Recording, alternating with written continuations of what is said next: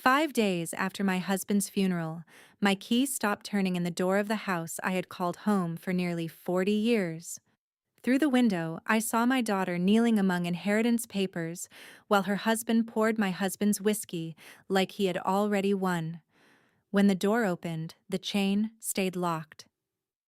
"You don't need to come in anymore," she said. "We need this house." For 1 second, I almost begged my own child to let me in.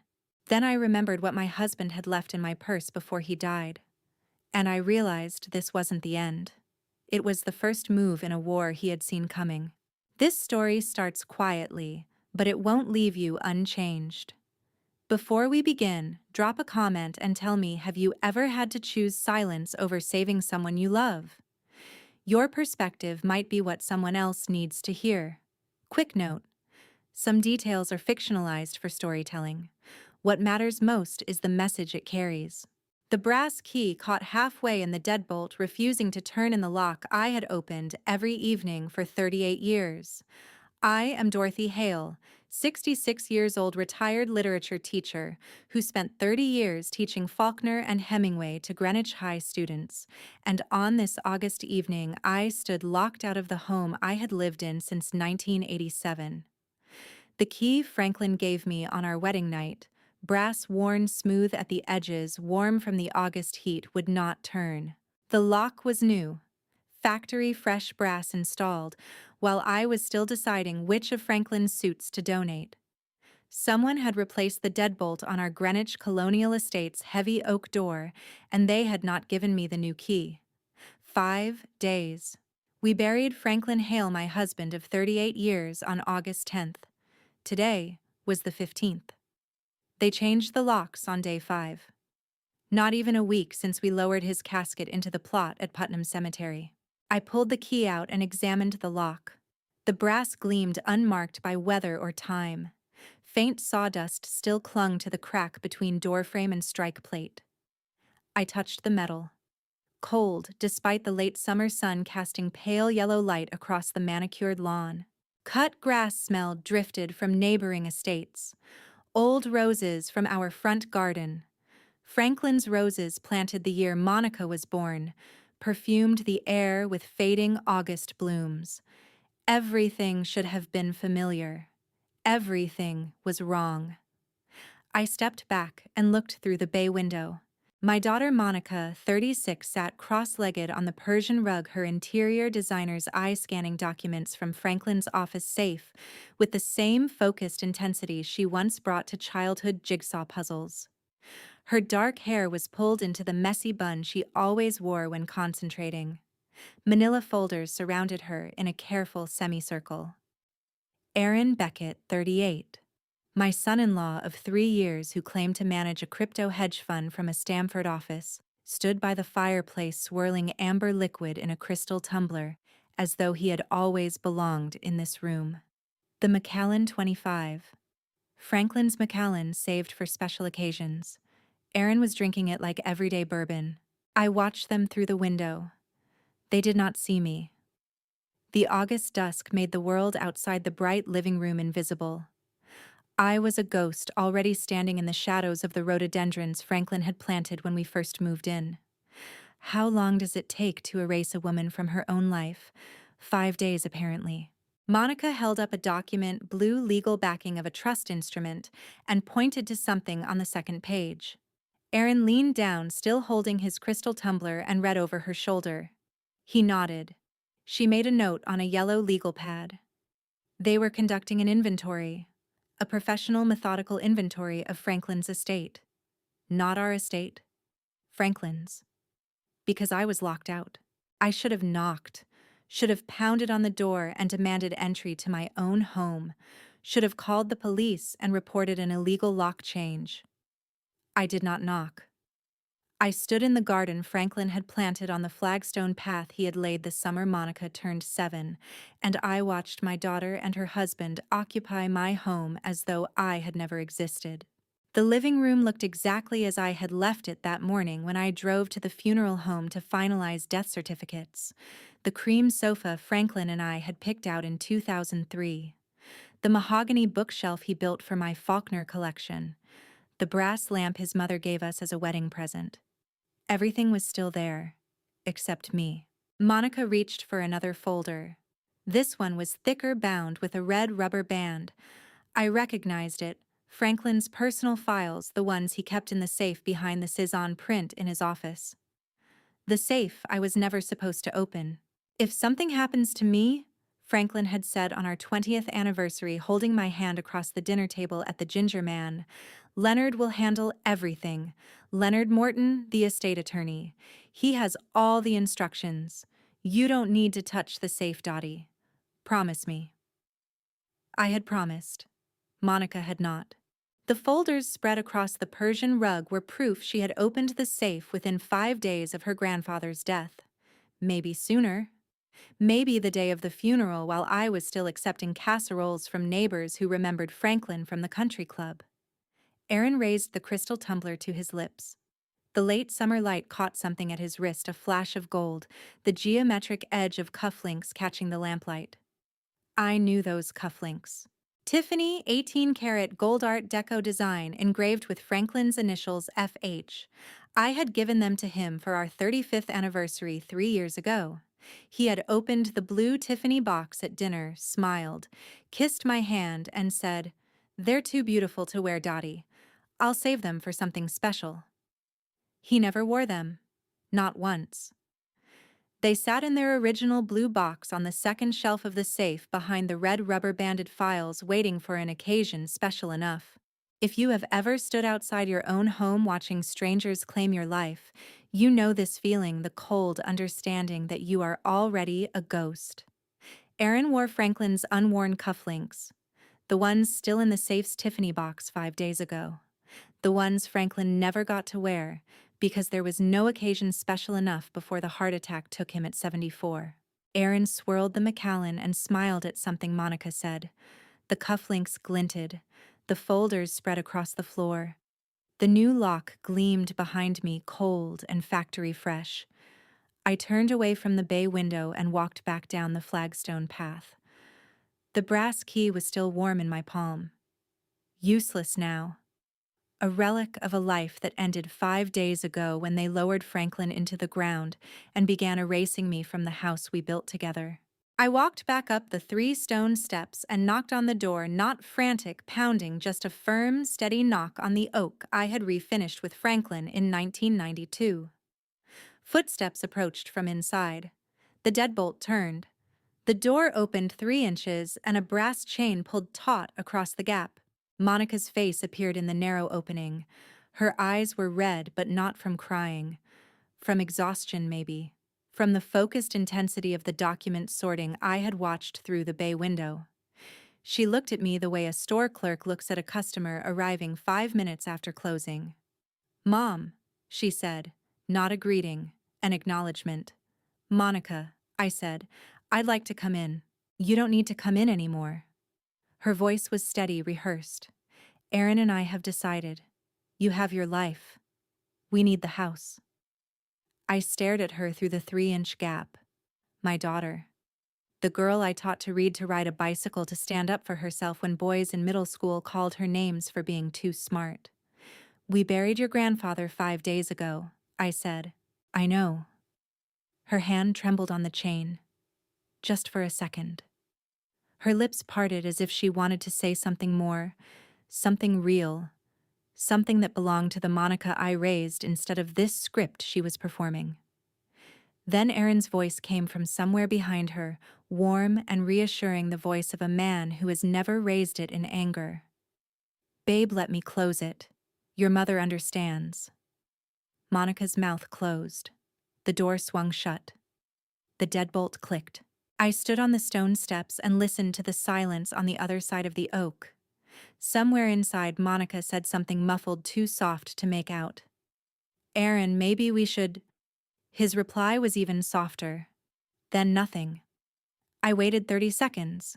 The door did not open again. The evening air had cooled.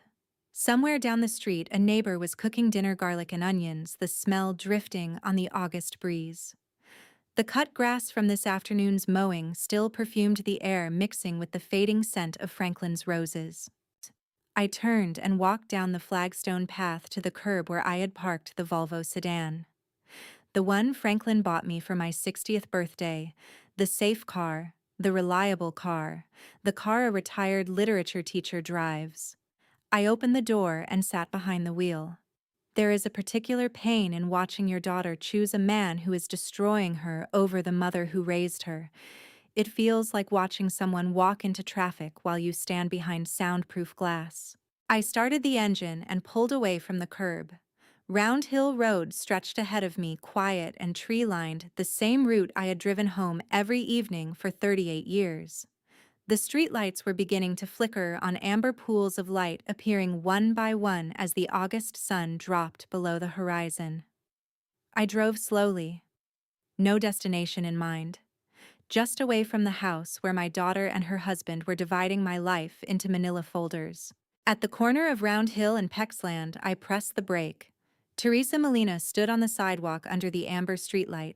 Teresa Molina, 58, had kept our household for 22 years, arriving each Monday morning at 7 and leaving each Friday evening at 5, her loyalty to Franklin absolute, and her silence about family matters even more so. She cleaned, she cooked when we needed her to. She knew where every dish belonged and which drawer held the good silver and how Franklin liked his coffee. 2 sugars, no cream. She stood at the corner, alone, at 7 in the evening. In 22 years, I had never seen Teresa outside the house after 5 p.m. In 22 years, she had never taken the bus because Franklin always insisted she drive the second Volvo home, the older one, the 2010 model we kept for errands and guests.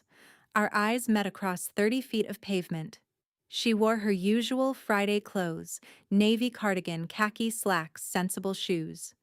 Her gray-streaked hair was pulled back in the bun she always wore for work.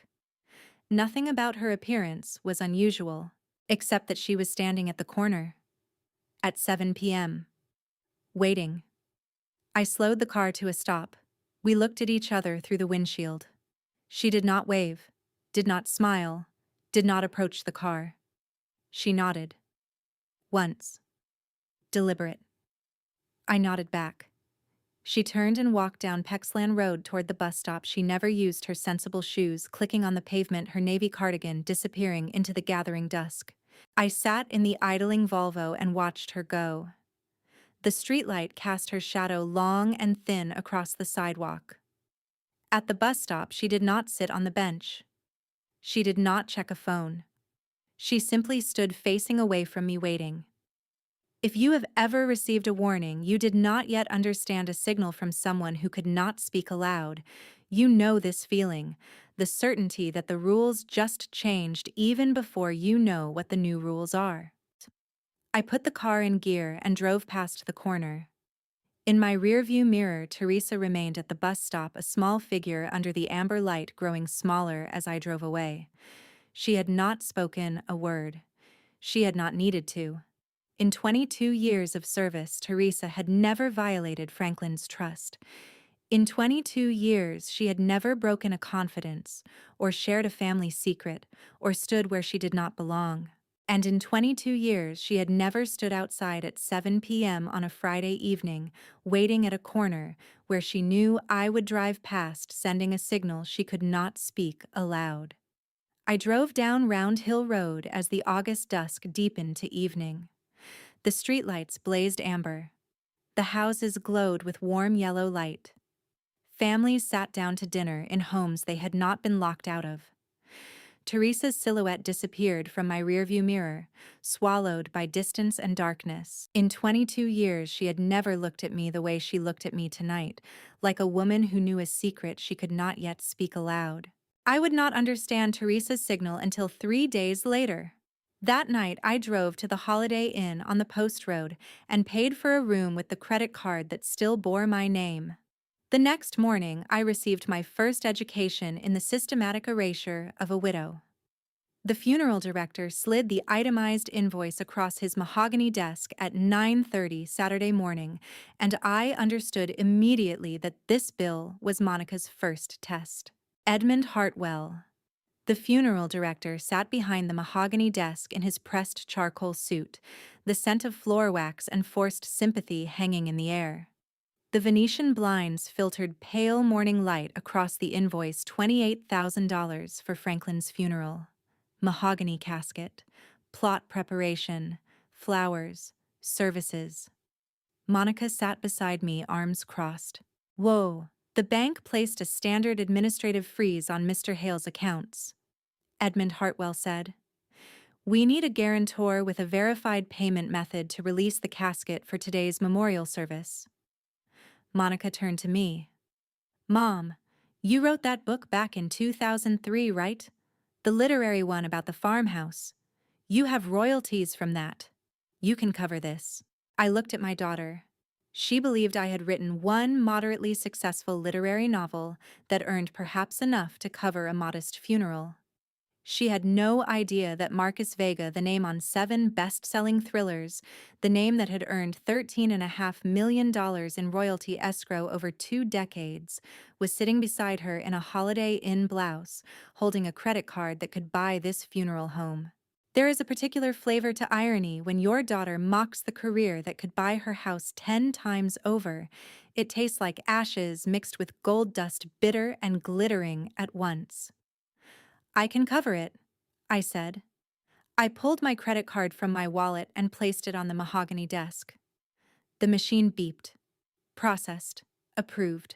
Monica let out a slow exhale. She believed I had folded under pressure, scraped together savings to pay for a funeral that should have been covered by Franklin's estate. She did not thank me. She stood and smoothed her black dress. The service starts at 10:30, she said. We should get to the church. The memorial service was held at the Episcopal Church on Putnam Avenue, the same church where Franklin and I were married in 1987.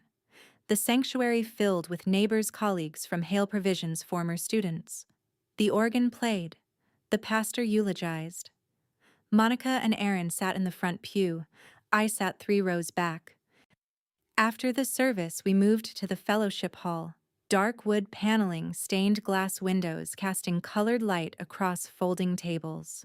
The smell of church incense mixed with stale coffee and lilies from the funeral arrangements. I needed to speak with Leonard Graves. Leonard Graves, 65, with silver hair and wire-rimmed glasses, had been Franklin's estate attorney for 25 years, and the only lawyer in Greenwich I had ever fully trusted until this morning. If anyone could explain the bank freeze, the locked house, the systematic dismantling of my life, it would be Leonard. I saw him near the coffee table pouring from a carafe. I walked toward him. He did not look up.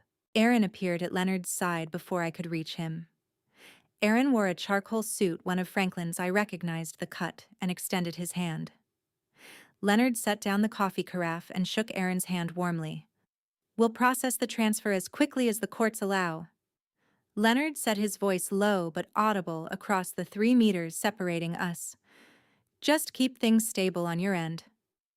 Aaron nodded. Appreciate it, Leonard. Monica and I want this handled properly. Monica stepped into their circle. Leonard offered her a sympathetic nod, placing a comforting hand on her shoulder. Judith Beckett, Aaron's mother, joined them. The 4 formed a closed-loop attorney, grandson-in-law, granddaughter, and the other grandmother. I stood 3 meters away. Leonard did not look in my direction. Not once. In 25 years of family gatherings, Thanksgiving dinners, Christmas parties, Monica's college graduation, Leonard Graves had never failed to acknowledge me.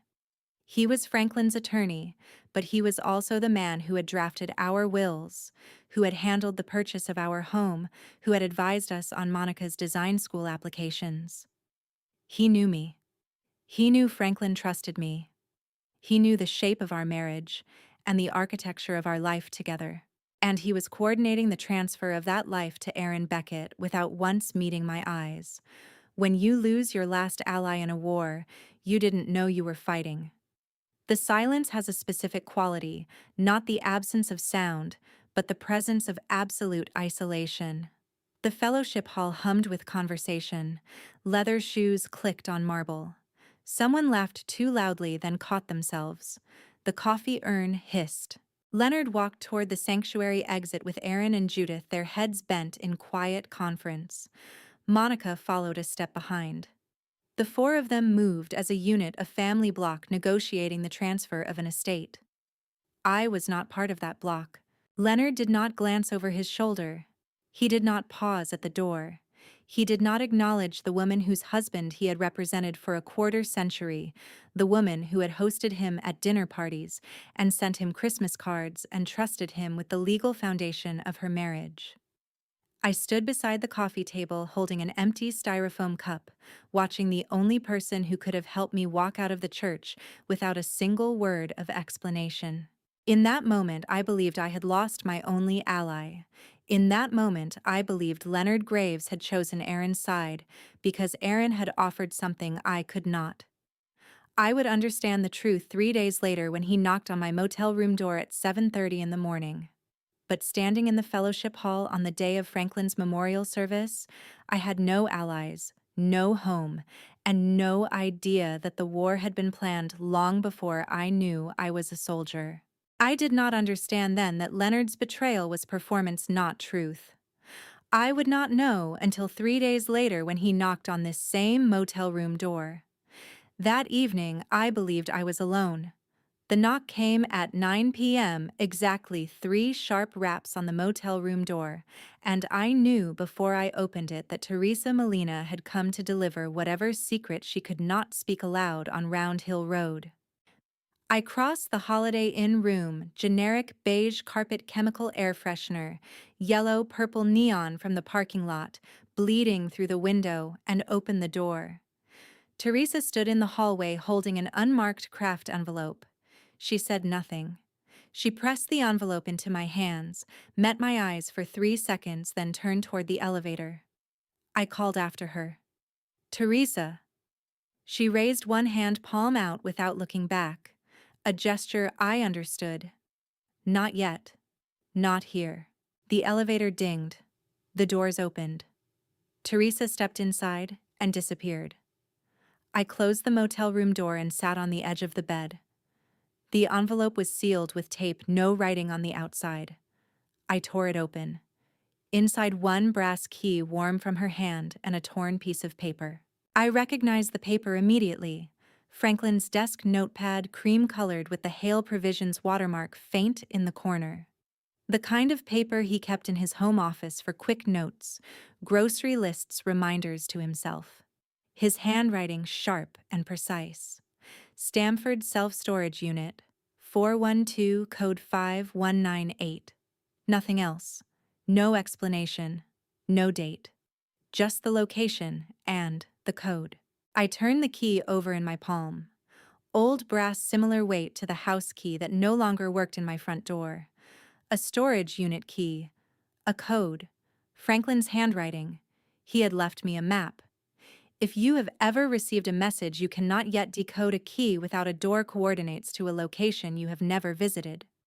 You understand this particular species of hope, the certainty that someone who loved you left you a map even if you do not yet know the territory. I folded the paper and slipped it into my wallet beside the useless house key and the funeral receipt. The brass storage key I placed on the nightstand next to the motel alarm clock, and the laminated card explaining checkout procedures. Franklin had written this note before he died. Before the heart attack in the Greenwich Provisions parking lot on August 7th. Before Monica changed the locks. Before Aaron wore his cufflinks to the memorial service. He had known something, and he had left me instructions. I sat on the motel bed and let myself remember the afternoon 6 hours earlier at the Greenwich Country Club reception. The club had hosted the post-memorial gathering in the walnut-paneled lounge, dark wood burgundy leather chairs, afternoon sunlight streaming through tall windows overlooking the 18th green. The same room where Franklin and I had celebrated our 30th anniversary, where Monica had her rehearsal dinner before the wedding to Aaron. I had stood near the bar holding a glass of water I did not drink, watching. Aaron worked the room like a politician at a fundraiser. He had rolled his sleeves to the elbow, casual, approachable, the grandson-in-law who would carry on Franklin's legacy. The Patek Philippe Nautilus gleamed at his wrist. The Tiffany cufflinks caught the afternoon light every time he gestured. He moved from group to group, shaking hands, accepting condolences, steering conversations away from grief and toward future. Franklin always said this house needed updating. He told a cluster of guests near the bar, swirling burgundy wine in a crystal glass. Monica and I are thinking of converting the master suite, opening it up, Modern sensibility. The guests nodded politely. Monica stood beside him, nodding at the appropriate moments. She looked tired. Aaron looked energized, performing. He raised his wine glass. To family and legacy. The afternoon sun caught the blue face of the Patek Philippe Nautilus. I knew that watch. I bought that watch for Franklin in 2018, our 31st anniversary. We had walked into Tourneau on Fifth Avenue during a weekend trip to Manhattan. Franklin had admired the Patek Philippe Nautilus in the display case, blue-faced stainless steel bracelet, the kind of watch wealthy men wore to signal they had arrived. $80,000. We stood at the counter and discussed it quietly. Franklin wanted it. Not for the prestige, but because his father had worn a Patek, and Franklin remembered the weight of it on his father's wrist during childhood. I suggested the replica. A high-quality replica, not a street corner fake, but a well-made piece that cost $800 and looked identical, unless you open the case and examine the movement. We can't justify $80,000 for a watch you'll wear twice a year, I said. Franklin had agreed. We bought the replica. He wore it to formal events, board meetings, the occasional Sunday brunch. No one ever questioned its authenticity because Franklin Hale was not a man who needed to prove his wealth with accessories. Aaron was performing wealth the way an understudy performs a role they have only seen from the wings, technically correct in gesture, but missing every subtle note that separates authenticity from imitation. He wore the replica Patek Philippe and called it inheritance. He wore the unworn Tiffany cufflinks and pretended Franklin had passed them down. He stood in the country club lounge planning renovations to a house he had locked me out of, drinking wine he had not paid for, accepting condolences for a man whose belongings he had stolen 5 days after the funeral. And he did not know the difference between an $80,000 watch and an $800 forgery. I stood near the bar and watched him toast to legacy, wearing a replica on his wrist, and I understood exactly what kind of man had married my daughter. Now, 6 hours later, sitting on a motel bed holding Franklin's handwritten note, I knew where to go next. Stamford Self-Storage Unit 412. Franklin had left me more than a key. He had left me the truth. A man who cannot tell the difference between an $80,000 watch and an $800 replica is a man who performs wealth rather than possesses it. That single observation told me more about Aaron Beckett's character than 3 years of Sunday dinners ever had. Monica found me standing alone near the corner bar at 10 p.m. after most of the memorial guests had already left, and I knew from the set of her shoulders that Aaron had sent her to deliver the final verdict. The Greenwich Country Club had emptied to a handful of stragglers. The burgundy leather seating absorbed the low amber lighting, making the walnut-paneled room feel smaller than it was. Ice melted in abandoned glasses. The bartender wiped down the counter with mechanical efficiency. Monica walked toward me with purpose. She wore the black dress from the funeral, her hair still pulled back in the same bun. She looked tired. She looked like she had been rehearsing. "Mom," she said. Not a greeting, an opening. I set my glass of water on the bar. "Monica, you need to go back to Vermont." She said, her voice steady and rehearsed. "To those apple orchards. You have your life there. Aaron and I are keeping the Greenwich house and the Mercedes Maybach. You don't need this space anymore." Behind her, 3 feet back, Aaron stood with his hands in his pockets. He nodded. Monica continued. "Grandpa Franklin left the estate to our family. You've always been independent. You have your teaching pension. You'll be fine." Aaron's head dipped once. A single nod. Subtle. Affirming. We'll handle everything with the lawyers, Monica said. Leonard is helping us process the transfer. You don't need to worry about the details. Another nod from Aaron. His face remained neutral, sympathetic even, but his head moved with each sentence Monica delivered. Not agreeing, conducting. I watched the choreography. Every phrase she spoke, Aaron's head dipped in silent affirmation. He was the director standing in the wings, cueing each line. Watching your daughter deliver someone else's script is like watching a ventriloquist's dummy deliver a monologue. Technically, her mouth is moving, but the voice originates from a different throat entirely. Monica shifted her weight. Mom, say something. What would you like me to say? That you understand. That this makes sense. I looked past her at Aaron. He met my eyes without flinching. The replica Patek still gleamed at his wrist under the amber lighting. I understand, I said. Monica's shoulders relaxed slightly. She had expected resistance. She had prepared for an argument. My acquiescence confused her. Good, she said. Good. Leonard will have papers for you to sign, just formalities, to make everything official. Of course, I said. Aaron stepped forward and placed a hand on Monica's shoulder. Babe, we should go. It's been a long day. Monica nodded. She looked at me one more time as if waiting for me to object, to fight to claim what was mine. When I did not, she turned and walked toward the exit. Aaron followed. At the doorway, he glanced back at me. Just for a second, a look of satisfaction, of victory, of a man who had just secured exactly what he wanted.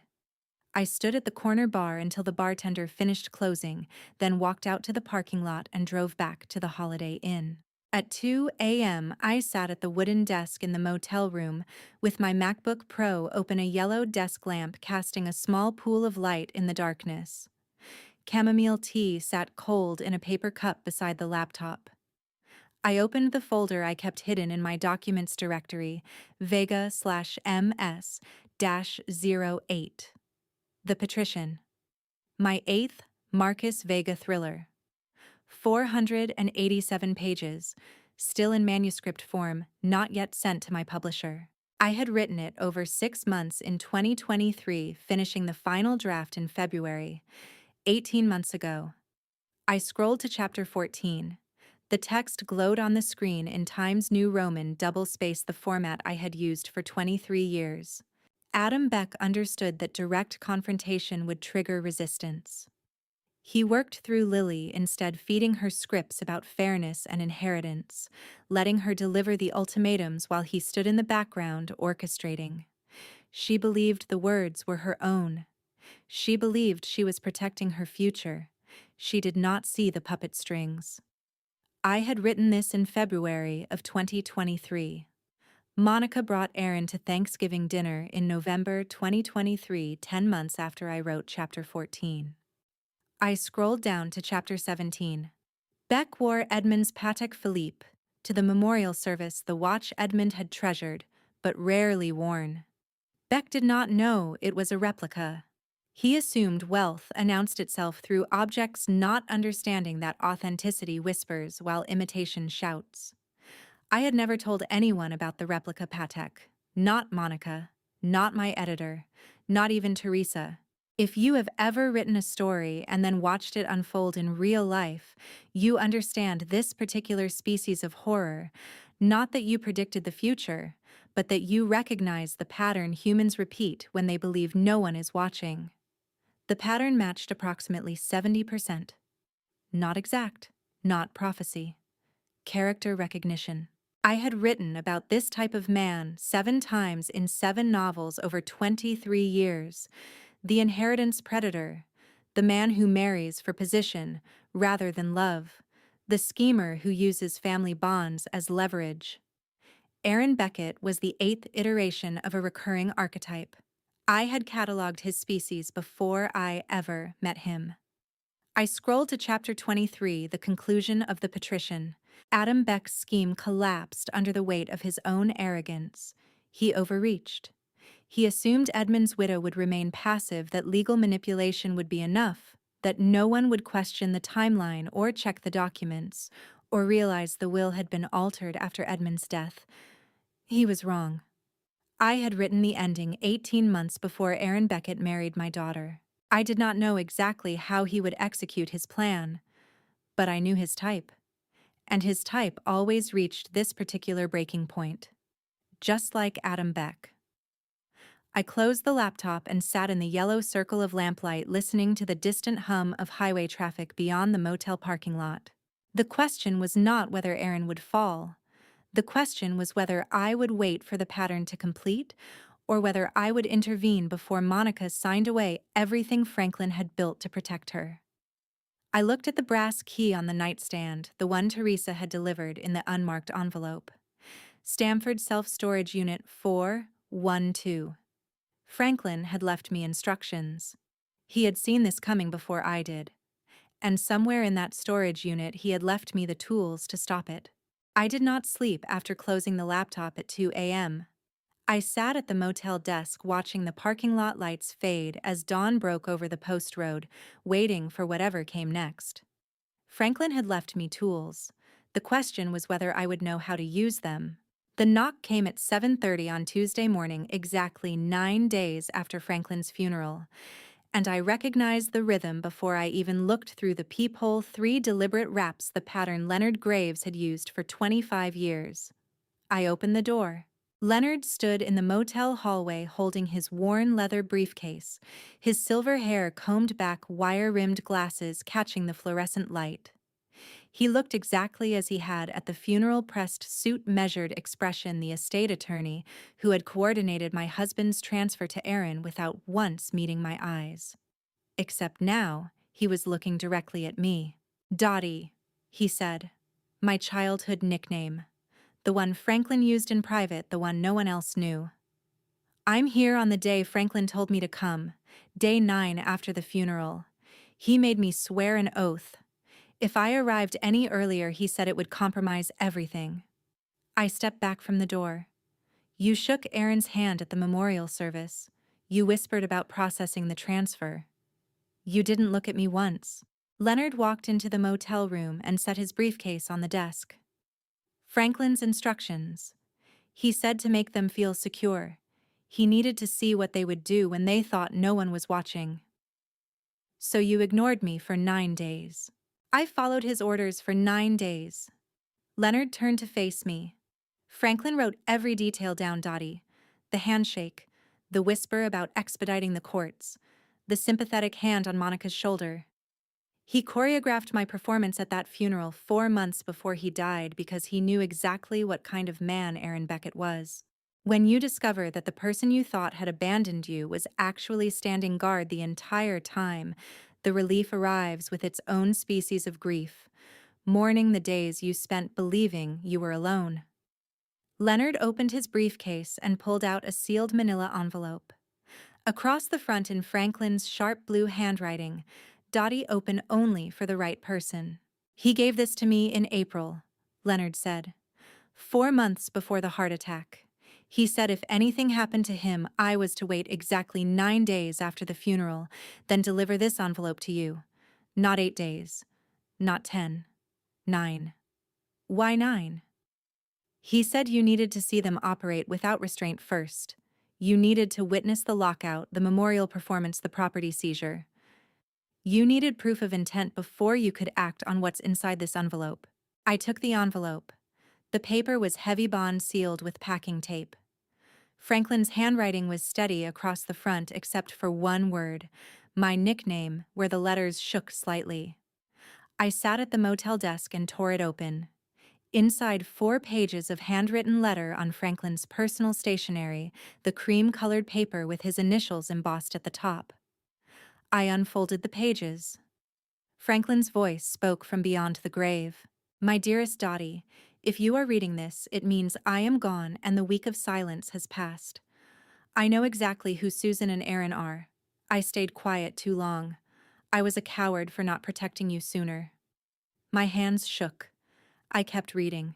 Page 2 detailed what Franklin had discovered Aaron's background investigation, the crypto hedge fund that existed only on business cards, the debts Franklin had traced through 3 shell companies. Susan Beckett's coordination with her grandson, the conspiracy Franklin had documented but never mentioned to me, because he was still gathering evidence. Page 3 was where my heart stopped. I only managed to separate 60% of the property structure before my heart started failing in March. The remaining 40%, approximately $7.2 million, is not yet trust shielded. Under Connecticut marital community property law, if you don't complete the firewall within 6 weeks of my death, Aaron can seize it through the waiver Monica will sign. I read the paragraph 3 times. Leonard's voice came from behind me. Franklin died on August 5th. Today is August 19th. You have 4 weeks and 2 days remaining to separate that $7.2 million, or it becomes vulnerable to Aaron's claim through Monica's signature. One miscalculation, 1 day of delay, and it's gone. I looked up from the letter. He didn't finish. He ran out of time. The heart condition accelerated faster than he expected. He managed to protect 60% the Marcus Vega royalty accounts, the primary trusts, the core assets. But the remaining 40% is still exposed. What assets? Leonard pulled a folder from his briefcase. Hale Provisions Holdings, the Vermont property. 3 investment accounts he opened in your name, but never fully transferred. $7.2 million in total value. If Aaron gets Monica to sign an indemnity waiver before you finish the separation, Connecticut law allows him to claim it as marital community property settlement. If you have ever been handed an incomplete map to a minefield with the instruction to cross it perfectly on the first attempt, you understand this particular terror, not the fear of the unknown, but the fear of knowing just enough to recognize how easily you could fail. I looked down at Franklin's handwriting, his blue ink shaking slightly in places where his failing heart had made his hand unsteady. He hadn't built me a fortress. He had given me a map and 6 weeks to finish the construction he couldn't complete. One wrong move, one miscalculated transaction, 1 day of delay, and $7.2 million would flow directly into the hands of a man who didn't love my child. I folded the letter and placed it back in the envelope. "What's in the storage unit?" I asked. Leonard's expression shifted. "What storage unit?" I pulled Teresa's note from my wallet. "Stamford Self-Storage Unit 412, Code 5198. Franklin left me the key." Leonard nodded slowly. "Then that's where he kept the evidence. Everything he couldn't trust to leave in the house or the office. Everything you'll need to understand exactly what you're fighting." I stood and picked up my car keys from the nightstand. "I have 4 weeks and 2 days, I said. 4 weeks and 2 days, Leonard confirmed. "And Aaron doesn't know the clock is ticking." I left Leonard at the motel at 9 a.m. with a list of assets I needed to protect and a deadline that felt like a ticking clock strapped to my chest. 4 weeks and 2 days. Franklin had given me an incomplete map to a minefield, and the only way forward was through. The key Teresa had given me turned smoothly in the lock of Unit 412, and the metal rolling door lifted with a grinding screech that echoed down the fluorescent-lit corridor of the Stamford self-storage facility at 2 o'clock on Tuesday afternoon. The unit was 10 by 10 feet, concrete walls, no windows. A single flickering fluorescent bulb hung from the ceiling. The air smelled of cardboard and dust, and the particular staleness of secrets kept in darkness. 7 banker boxes sat stacked against the back wall. Each box was labeled in Franklin's distinctive handwriting, sharp, precise letters written in blue ballpoint pen. The labels bore dates spanning from February 2022 to April 2024. 2 years of documentation. I pulled the first box down and opened it. Inside, a bound document, 47 pages printed on heavy bond paper. The cover page bore a stamp in red ink, "Confidential." Below that subject, Aaron Michael Beckett, D.O.B., June 14th, 1987. Surveillance period 24 months. Status active threat. At the bottom, a handwritten note from Franklin Priority read, "Full disclosure to Dottie upon engagement announcement." Franklin had hired a private investigator. I turned to the first page. Whitmore and Associates licensed private investigators, Hartford, Connecticut. Retained February 14th, 2022. February 2022. 2 years before Franklin's death. 2 years before Monica announced her engagement to Aaron. Franklin had been watching Aaron Beckett for 2 years. I sat down on the cold concrete floor of Unit 412, the banker box open beside me, and began to read. The report was methodical. Surveillance photos, bank records, employment verification attempts that came back negative, background checks revealing inconsistencies in Aaron's claimed resume, a crypto hedge fund that existed only as a business card, and a rented office space in Stamford that Aaron visited twice a month for exactly 90 minutes. How long does it take to build a case against someone? 2 years, apparently. 2 years of surveillance photos, bank records, and documented lies, all filed in chronological order in a storage unit your spouse will never mention until it's too late to intervene. I flipped through the pages. Section headers marked the investigation's progression: employment history, fraudulent educational credentials, unverifiable financial status, negative net worth associates concerning. Box 2 contained emails. Printed correspondence between Stanley Beckett and Aaron labeled Project Provisions.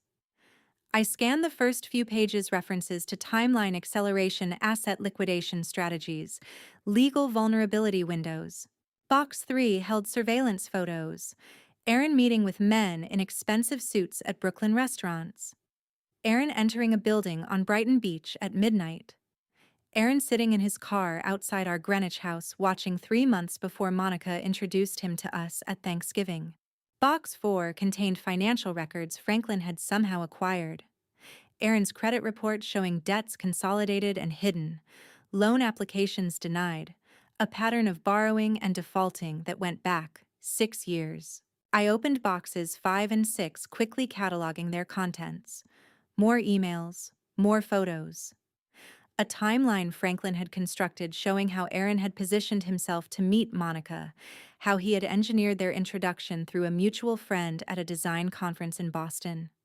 Box 7 was smaller. Inside, one unlabeled USB drive in a clear plastic case. I left the boxes stacked in the storage unit, locked the door behind me, and drove back to the Holiday Inn as afternoon faded to evening. At 8 p.m., I sat at the motel desk under the yellow lamp and spread the 47-page PI report across the wooden surface. I read it page by page, section by section, absorbing Franklin's 2-year investigation into the man who would marry our daughter. Page 23 stopped me cold. The section header, outstanding debts, high risk category. Franklin had highlighted the relevant paragraph in yellow marker. Subject borrowed $1.2 million from unregulated lending operation Brighton Beach, Brooklyn in March 2024. Terms: 30-day repayment at 15% weekly compound interest. Collateral: threat of identity exposure to crypto investment network. Failure to repay will result in revelation of subject's fraudulent fund manager credentials to investor community and potential physical enforcement measures.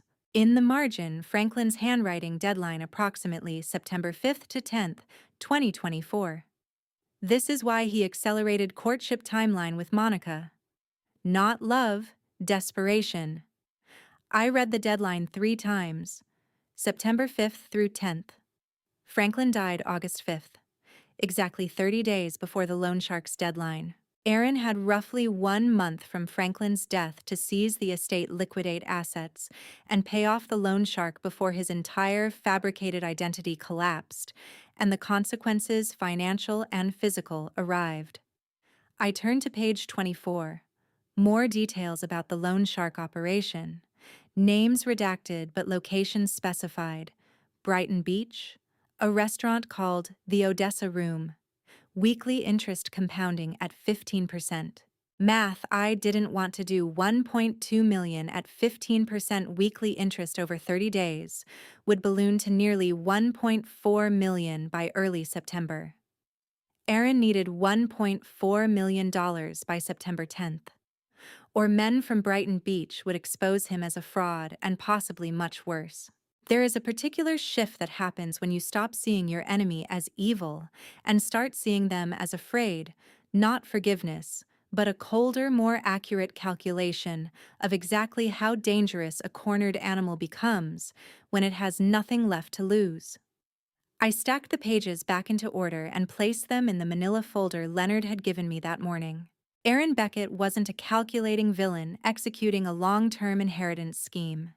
He was a drowning man who had borrowed money he couldn't repay, built a fake identity he couldn't maintain, and married my daughter as a last desperate attempt to access cash before the loan shark's deadline arrived. The timeline made perfect sense now. The accelerated courtship, the quick engagement, the pressure to move the wedding date up, the immediate focus on Franklin's estate after the funeral. Not patience, panic. I stared at the loan shark deadline circled in red on page 23, September 5th to 10th, 2024. The son-in-law doesn't steal out of greed, he steals out of fear, which made him infinitely more dangerous than I had originally calculated. A cornered animal is dangerous precisely because it has stopped calculating risk.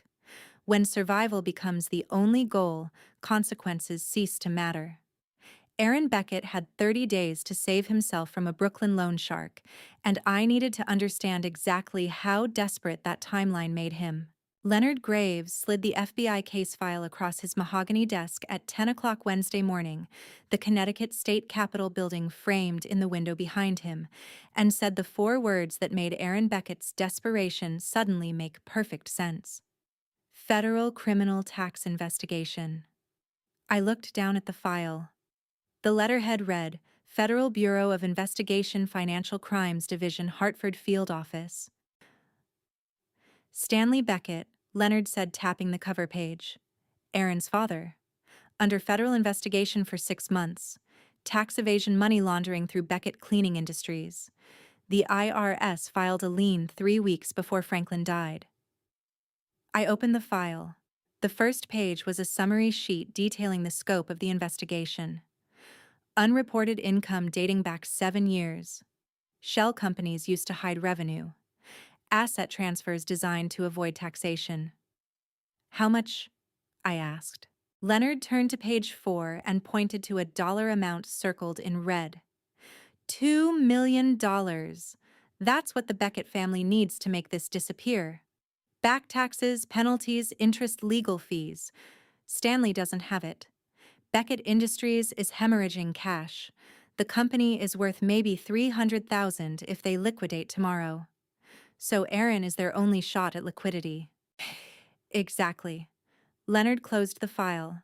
Stanley is looking at federal prison unless someone in the family can produce $2 million within the next 6 weeks. The FBI is moving toward formal charges. Once they file, it's over. I stared at the timeline Leonard had written on a legal pad. Aaron's loan shark deadline, early September. FBI charging deadline, mid-September. Franklin's 6-week asset protection deadline, also mid-September. Aaron has the loan shark deadline and his father facing FBI arrest, I said. He's not just stealing to save himself. He's stealing to save his entire family from federal prosecution. And bankruptcy, Leonard added. And probably Susan Beckett's social standing in Greenwich, which matters to that family almost as much as avoiding prison.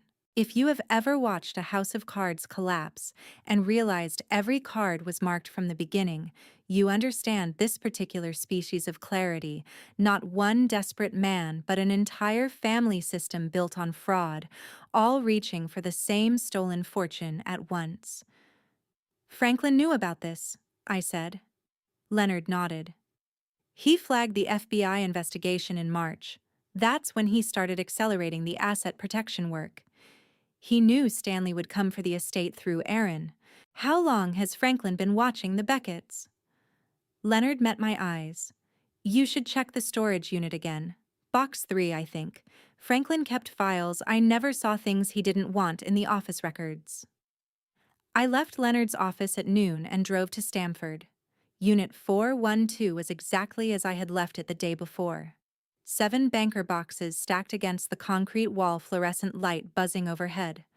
I had opened boxes 1, 2, 4, 5, 6, and 7. Box 3 remained sealed. I pulled it down and opened it. Inside a thick manila folder heavy with documents. The label written in Franklin's handwriting made my breath catch. Aaron Michael Beckett Pre-Engagement Surveillance File. Initial contact, November 2017. Engagement announced June 2021. Conclusion. Deliberate targeting. Approach was not organic. November 2017. 4 years before the wedding. 7 years ago. I opened the folder. The first document was a private investigator's initial report dated November 15th, 2017. The subject line read, "Background investigation requested re Aaron Michael Beckett, following client's daughter's mention of new social contact at charity gala." Franklin had hired a private investigator the moment Monica mentioned meeting Aaron. 7 years of surveillance.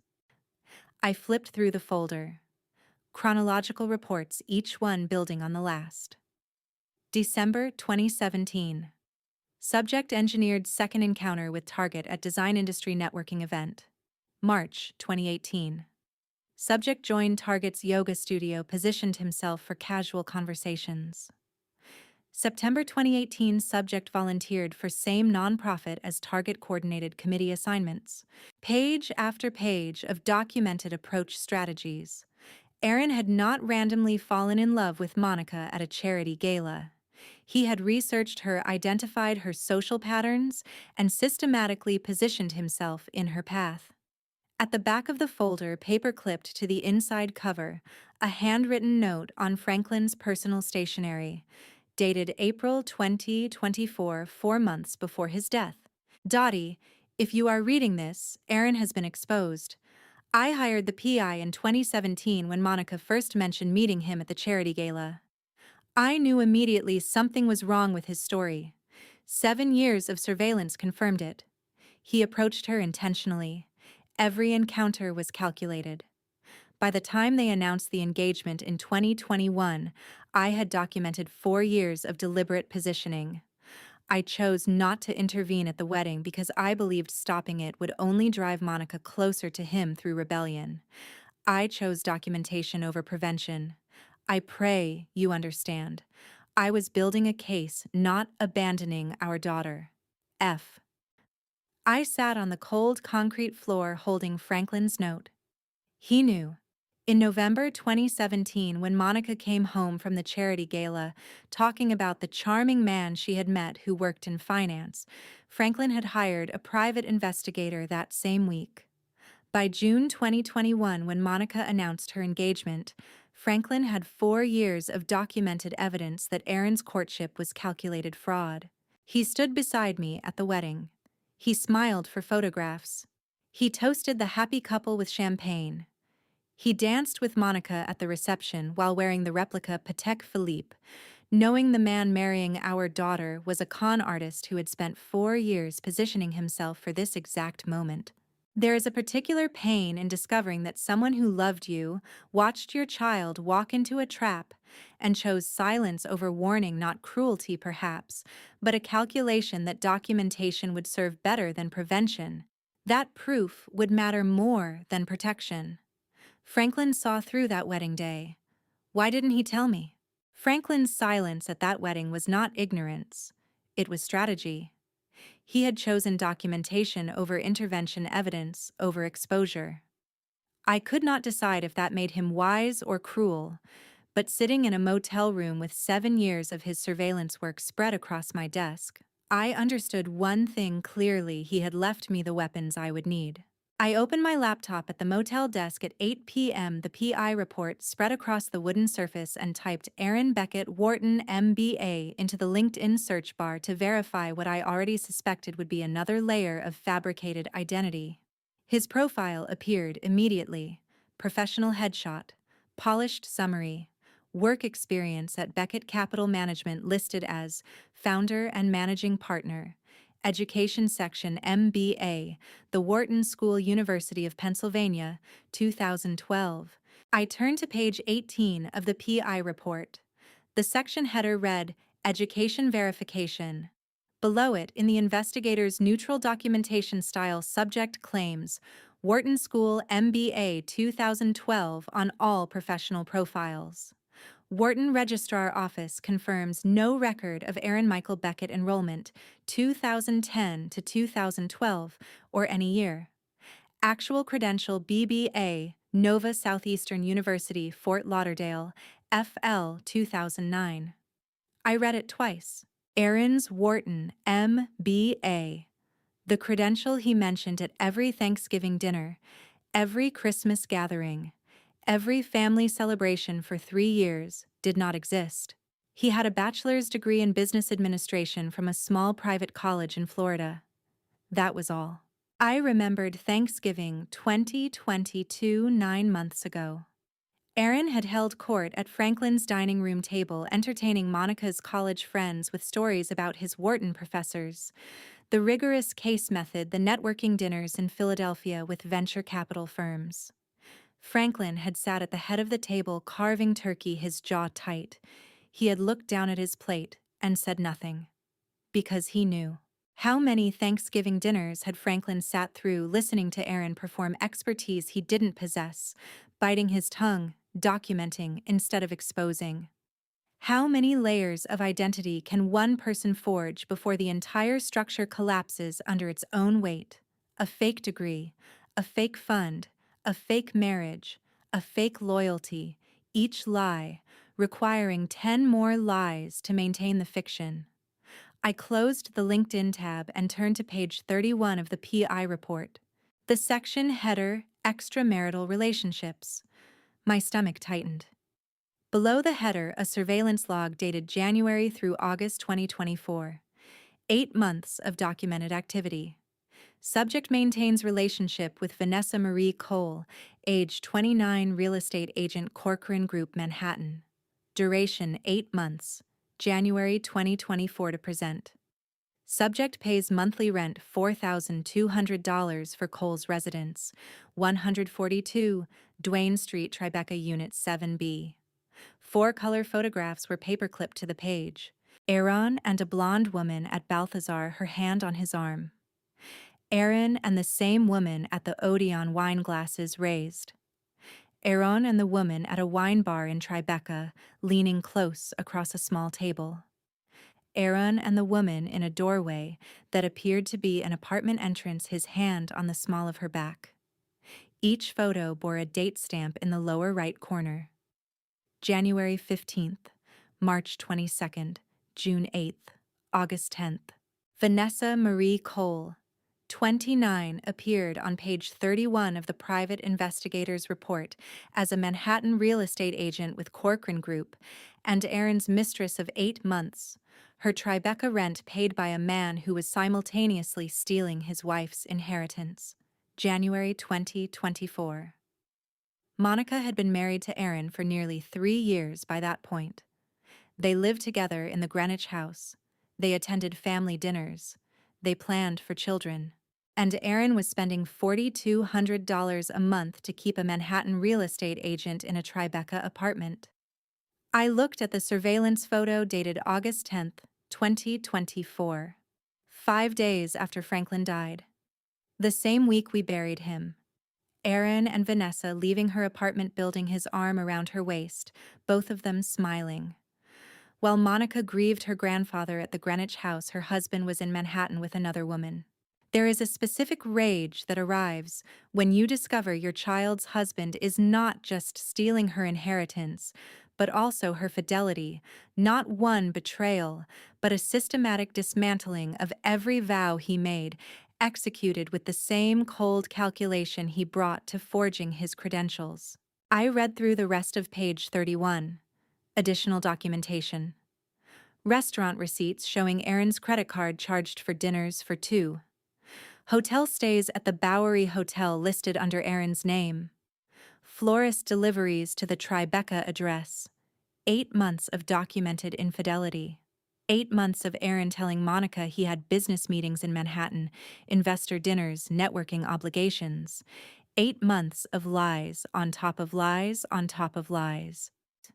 I closed the PI report and sat in the yellow circle of lamplight, the motel room silent, except for the distant hum of highway traffic. Aaron Beckett had forged his educational credentials. He had invented a hedge fund that did not exist. He had borrowed money from a Brooklyn loan shark he could not repay. He was stealing from Franklin's estate to save his father from federal prosecution. And he was maintaining a mistress in Manhattan while married to my daughter. Every single aspect of his identity was fraudulent.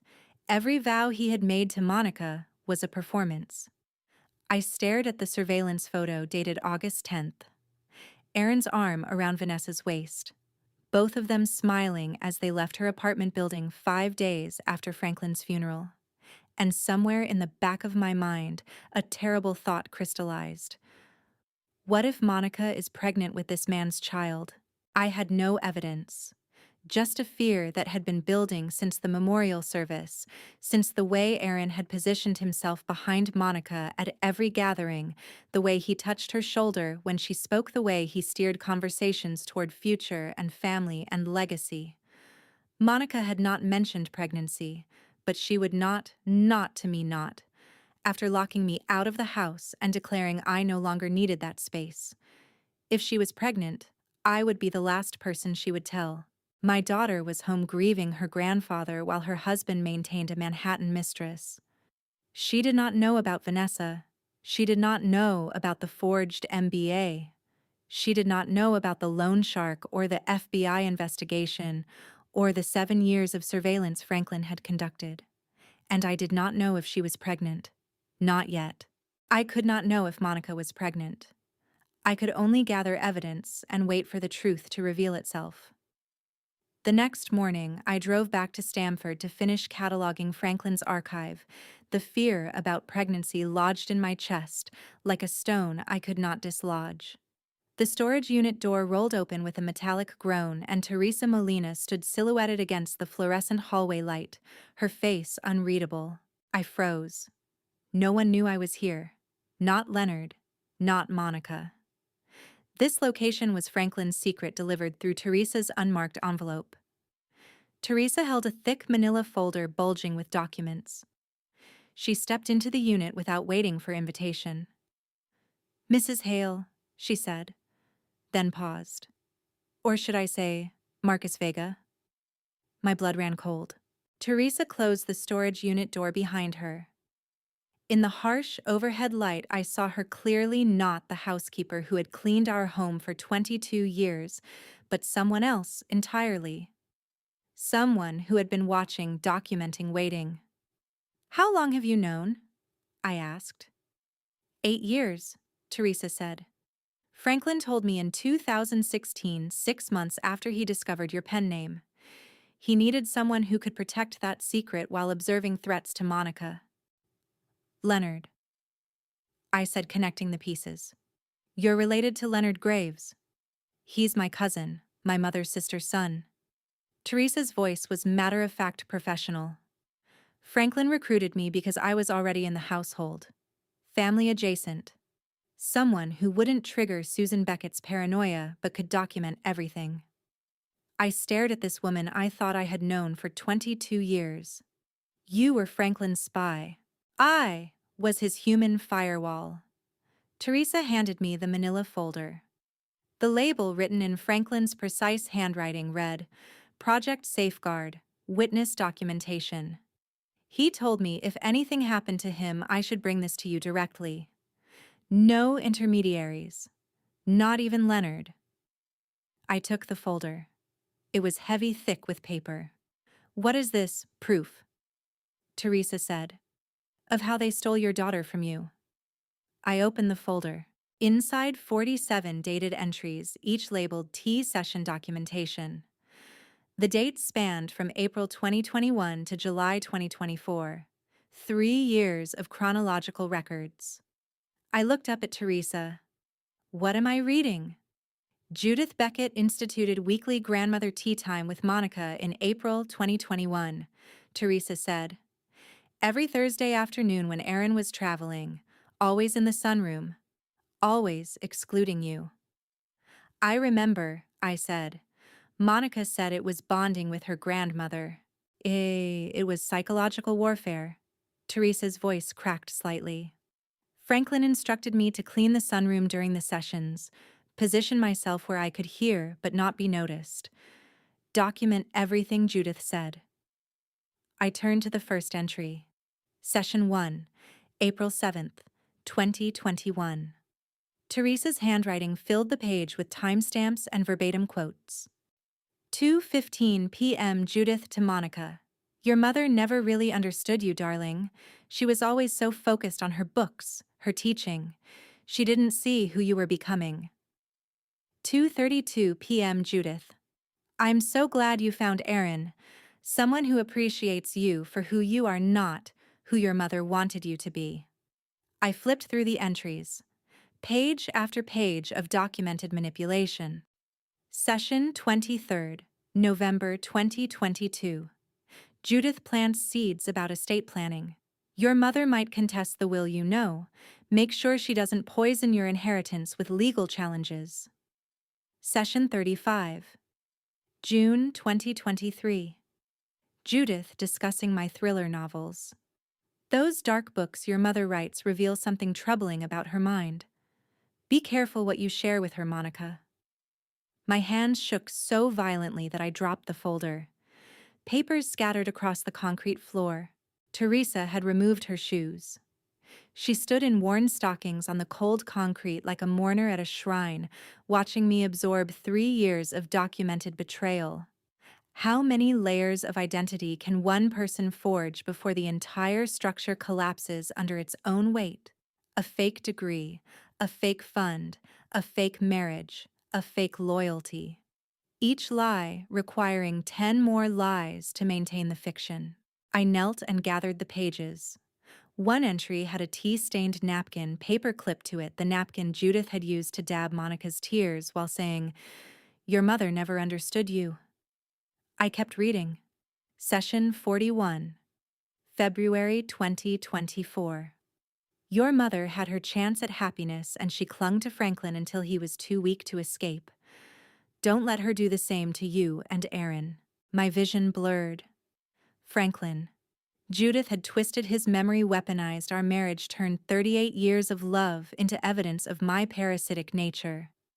The final entry was dated July 18th, 2024, 3 weeks before Franklin's death. Session 47, Judith to Monica. If anything happens to your grandfather, and at his age we must be realistic, your mother will become desperate, dangerous even. Protect your assets, distance yourself. Don't let her manipulate you through grief. I documented everything, Teresa said, her voice breaking. Every lie, every poison drop. I wanted to tell you, Mrs. Hale. Every Thursday I wanted to warn you. But Mr. Hale said the documentation had to be complete.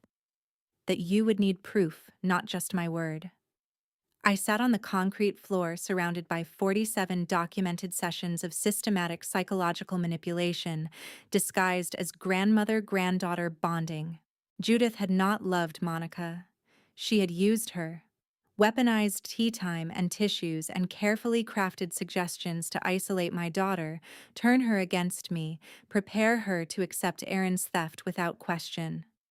I remembered Monica at age 9 sitting at our kitchen table asking, "Mama, when I grow up and get married, will we still have our Sunday pancakes?" I had kissed the top of her head and promised, "Always, baby. Husbands come and go, but mothers and daughters are forever." The memory shattered against the reality of Session 47. I closed the folder and looked at Teresa. I thought girls change because they get married. I said aloud the words, crystallizing all my grief and rage into a single devastating understanding. Turns out it's because they drink 47 cups of tea. 47 cups of tea had stolen my daughter. The question now was whether I could get her back before Erin's 30-day deadline forced him to do something desperate. I had evidence, but evidence without time was just paper. I spread Stanley's emails and Aaron's loan documents across the motel bed, searching for the pattern. Franklin must have seen the one that would tell me what Aaron wanted. Not what he wanted, what he needed. The Loan Shark deadline, September 8th. Stanley's FBI investigation charging decision imminent. Vanessa Cole's Tribeca apartment $4,200 monthly paid through September. The Greenwich house valued at $1.8 million, minus the reverse mortgage Franklin had taken. I laid the documents in chronological order and saw it.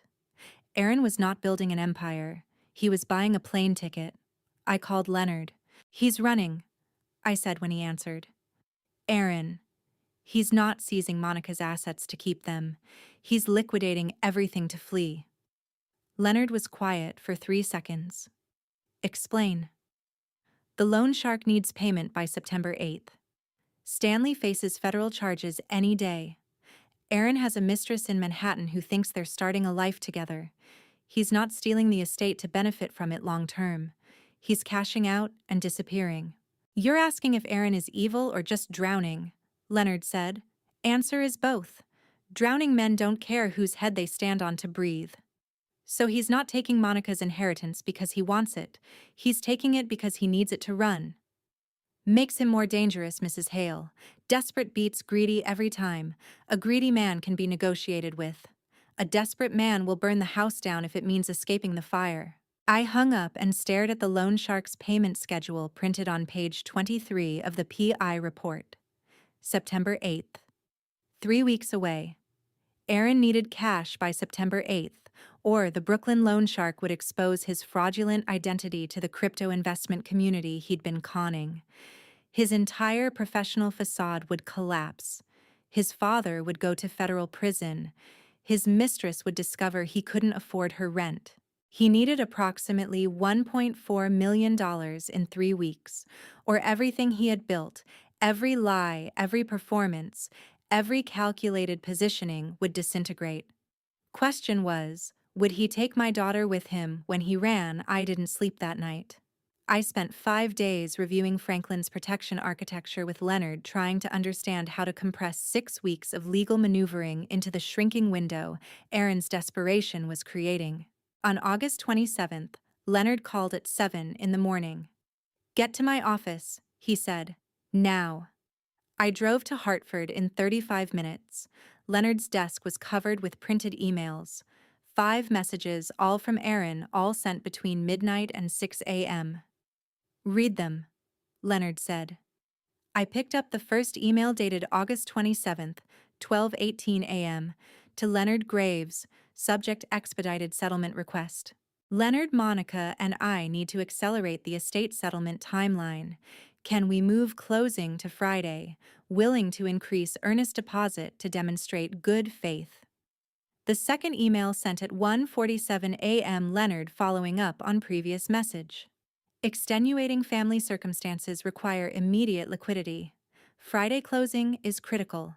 Please advise ASAP." Third email, 3:22 a.m. "Need confirmation on Friday settlement. Can offer additional concessions if necessary to expedite probate court approval." Fourth email, 4:51 a.m. "Leonard, this is urgent. Stanley's health situation has deteriorated. We need access to estate funds by end of week. Please call first thing." Fifth email, 5:43 a.m. Friday is non-negotiable. "Whatever paperwork needs filing, I'll handle it today.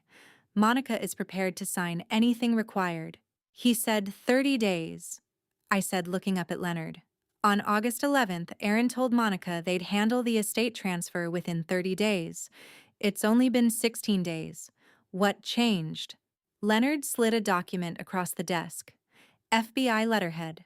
Subpoena issued to Stanley Beckett dated August 26th. "Stanley got the subpoena yesterday," Leonard said. "The FBI is moving toward formal charges. Aaron's timeline just collapsed." "And the loan shark?" "I made some calls." Leonard's voice was carefully neutral. "The Brighton Beach operation moved their deadline, originally late September. Now September 8th. Stanley's FBI problems spooked them. They want their money before the federal investigation freezes everything. I did the math. August 27th to September 8th. 12 days. Franklin's protection plan required 6 weeks to complete. I had 12 days. Can we delay him? I asked. On what grounds? He's the spouse of the primary beneficiary. The indemnity waiver is valid. Probate court will approve the transfer once we file.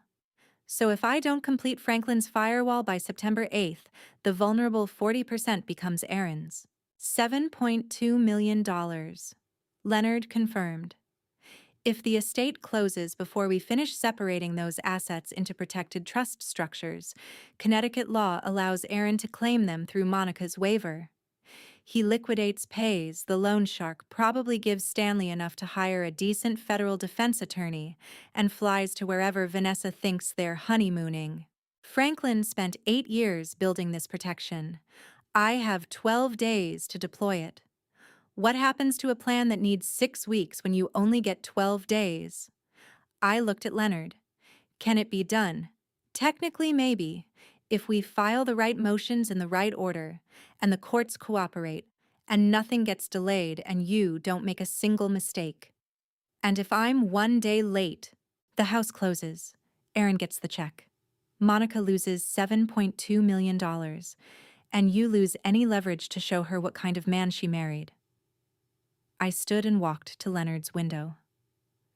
The Connecticut State Capitol building rose against the August sky. 14 floors below Hartford, traffic moved in its normal patterns. People going to work conducting business, living lives that didn't depend on compressing 6 weeks of legal protection into 12 impossible days. I need 6 weeks. Aaron gave me 12 days. If I'm late, I lose $7.2 million and I can't save my child. 12 days to compress 6 weeks of legal protection into executable reality. Leonard and I spent 72 hours filing motions, restructuring trusts, racing against Aaron's accelerated timeline.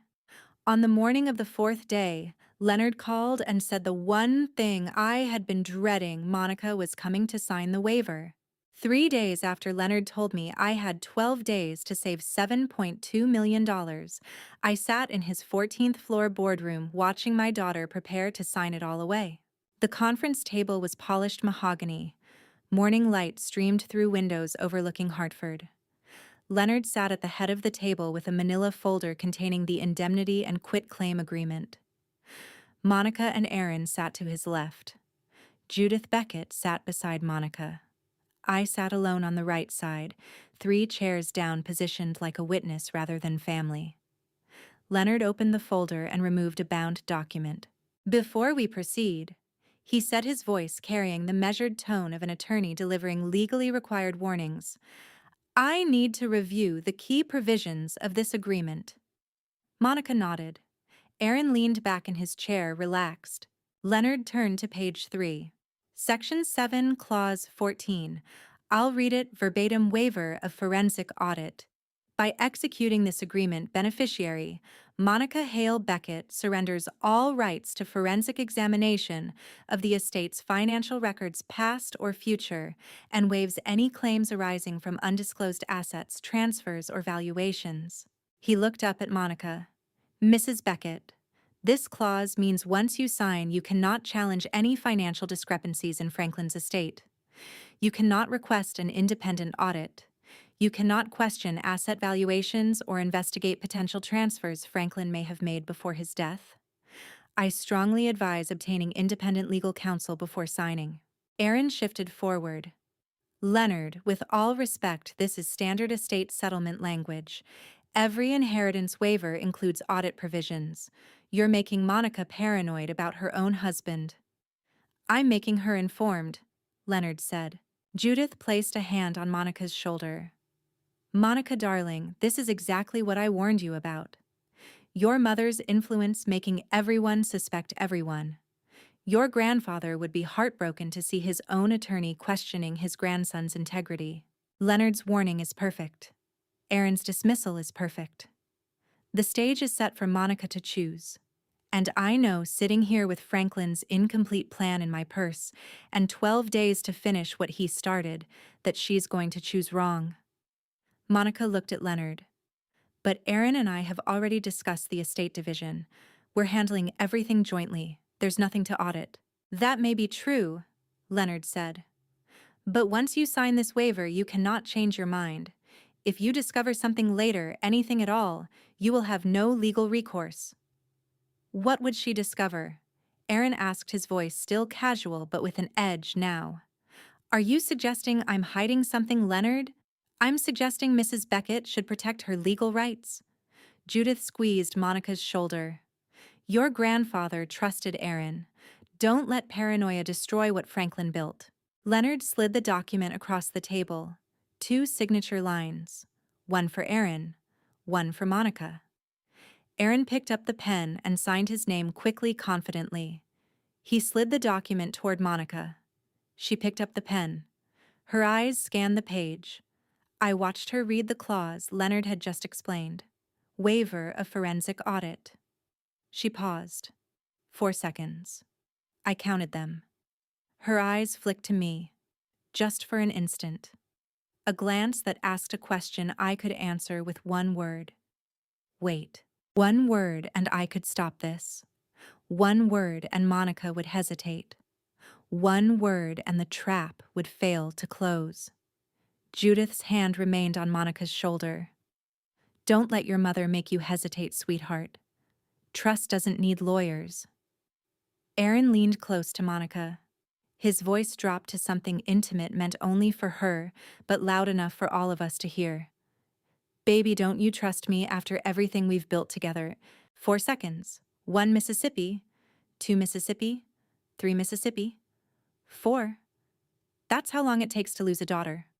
Monica lowered her eyes to the document. I could speak. 1 word. Wait. 1 word. Stop. 1 word. Think. I stayed silent. This trap needed to close. Monica signed her name on the line beside Aaron's. Her handwriting was smaller than his, less confident, but the signature was legal and binding. Leonard witnessed the document and placed it back in the manila folder. It's done, he said. Aaron stood and extended his hand to Leonard. Thank you for handling this efficiently. Monica remained seated, staring at the table where the document had been. Judith gathered her purse. Monica, darling, let's have lunch. You look pale. Monica stood slowly. She glanced at me one more time as she walked toward the door. Not accusatory, not angry, just searching. Looking for something I was not giving her. I watched her leave Leonard's boardroom with Aaron's hand on her lower back, guiding her toward the elevators the same way he had guided her through every decision since their first charity gala encounter 7 years ago. The door closed. Leonard and I sat in silence. You didn't intervene, he said finally. No. She looked at you. She was asking for permission to question him. I know. And you gave her silence. I gave her what she needed to see. Leonard closed the manila folder. Franklin's plan required her to sign that waiver. You understand that, right? If she hadn't signed, Aaron couldn't access the vulnerable 40%. The trap wouldn't work. I understand. So you let your daughter walk into it. I looked out the window at Hartford below. People moving through their ordinary Friday mornings. No one calculating how many seconds it takes to lose everything. Monica's pen paused for 4 seconds before she signed. I said. In those 4 seconds I saw my old daughter. The girl who asked why before doing anything. Who questioned every rule and challenged every assumption. Then the 4 seconds ended. Aaron asked if she trusted him. Judith squeezed her shoulder. And my daughter, the one who used to ask why, disappeared. Aaron stole those 4 seconds, Leonard said.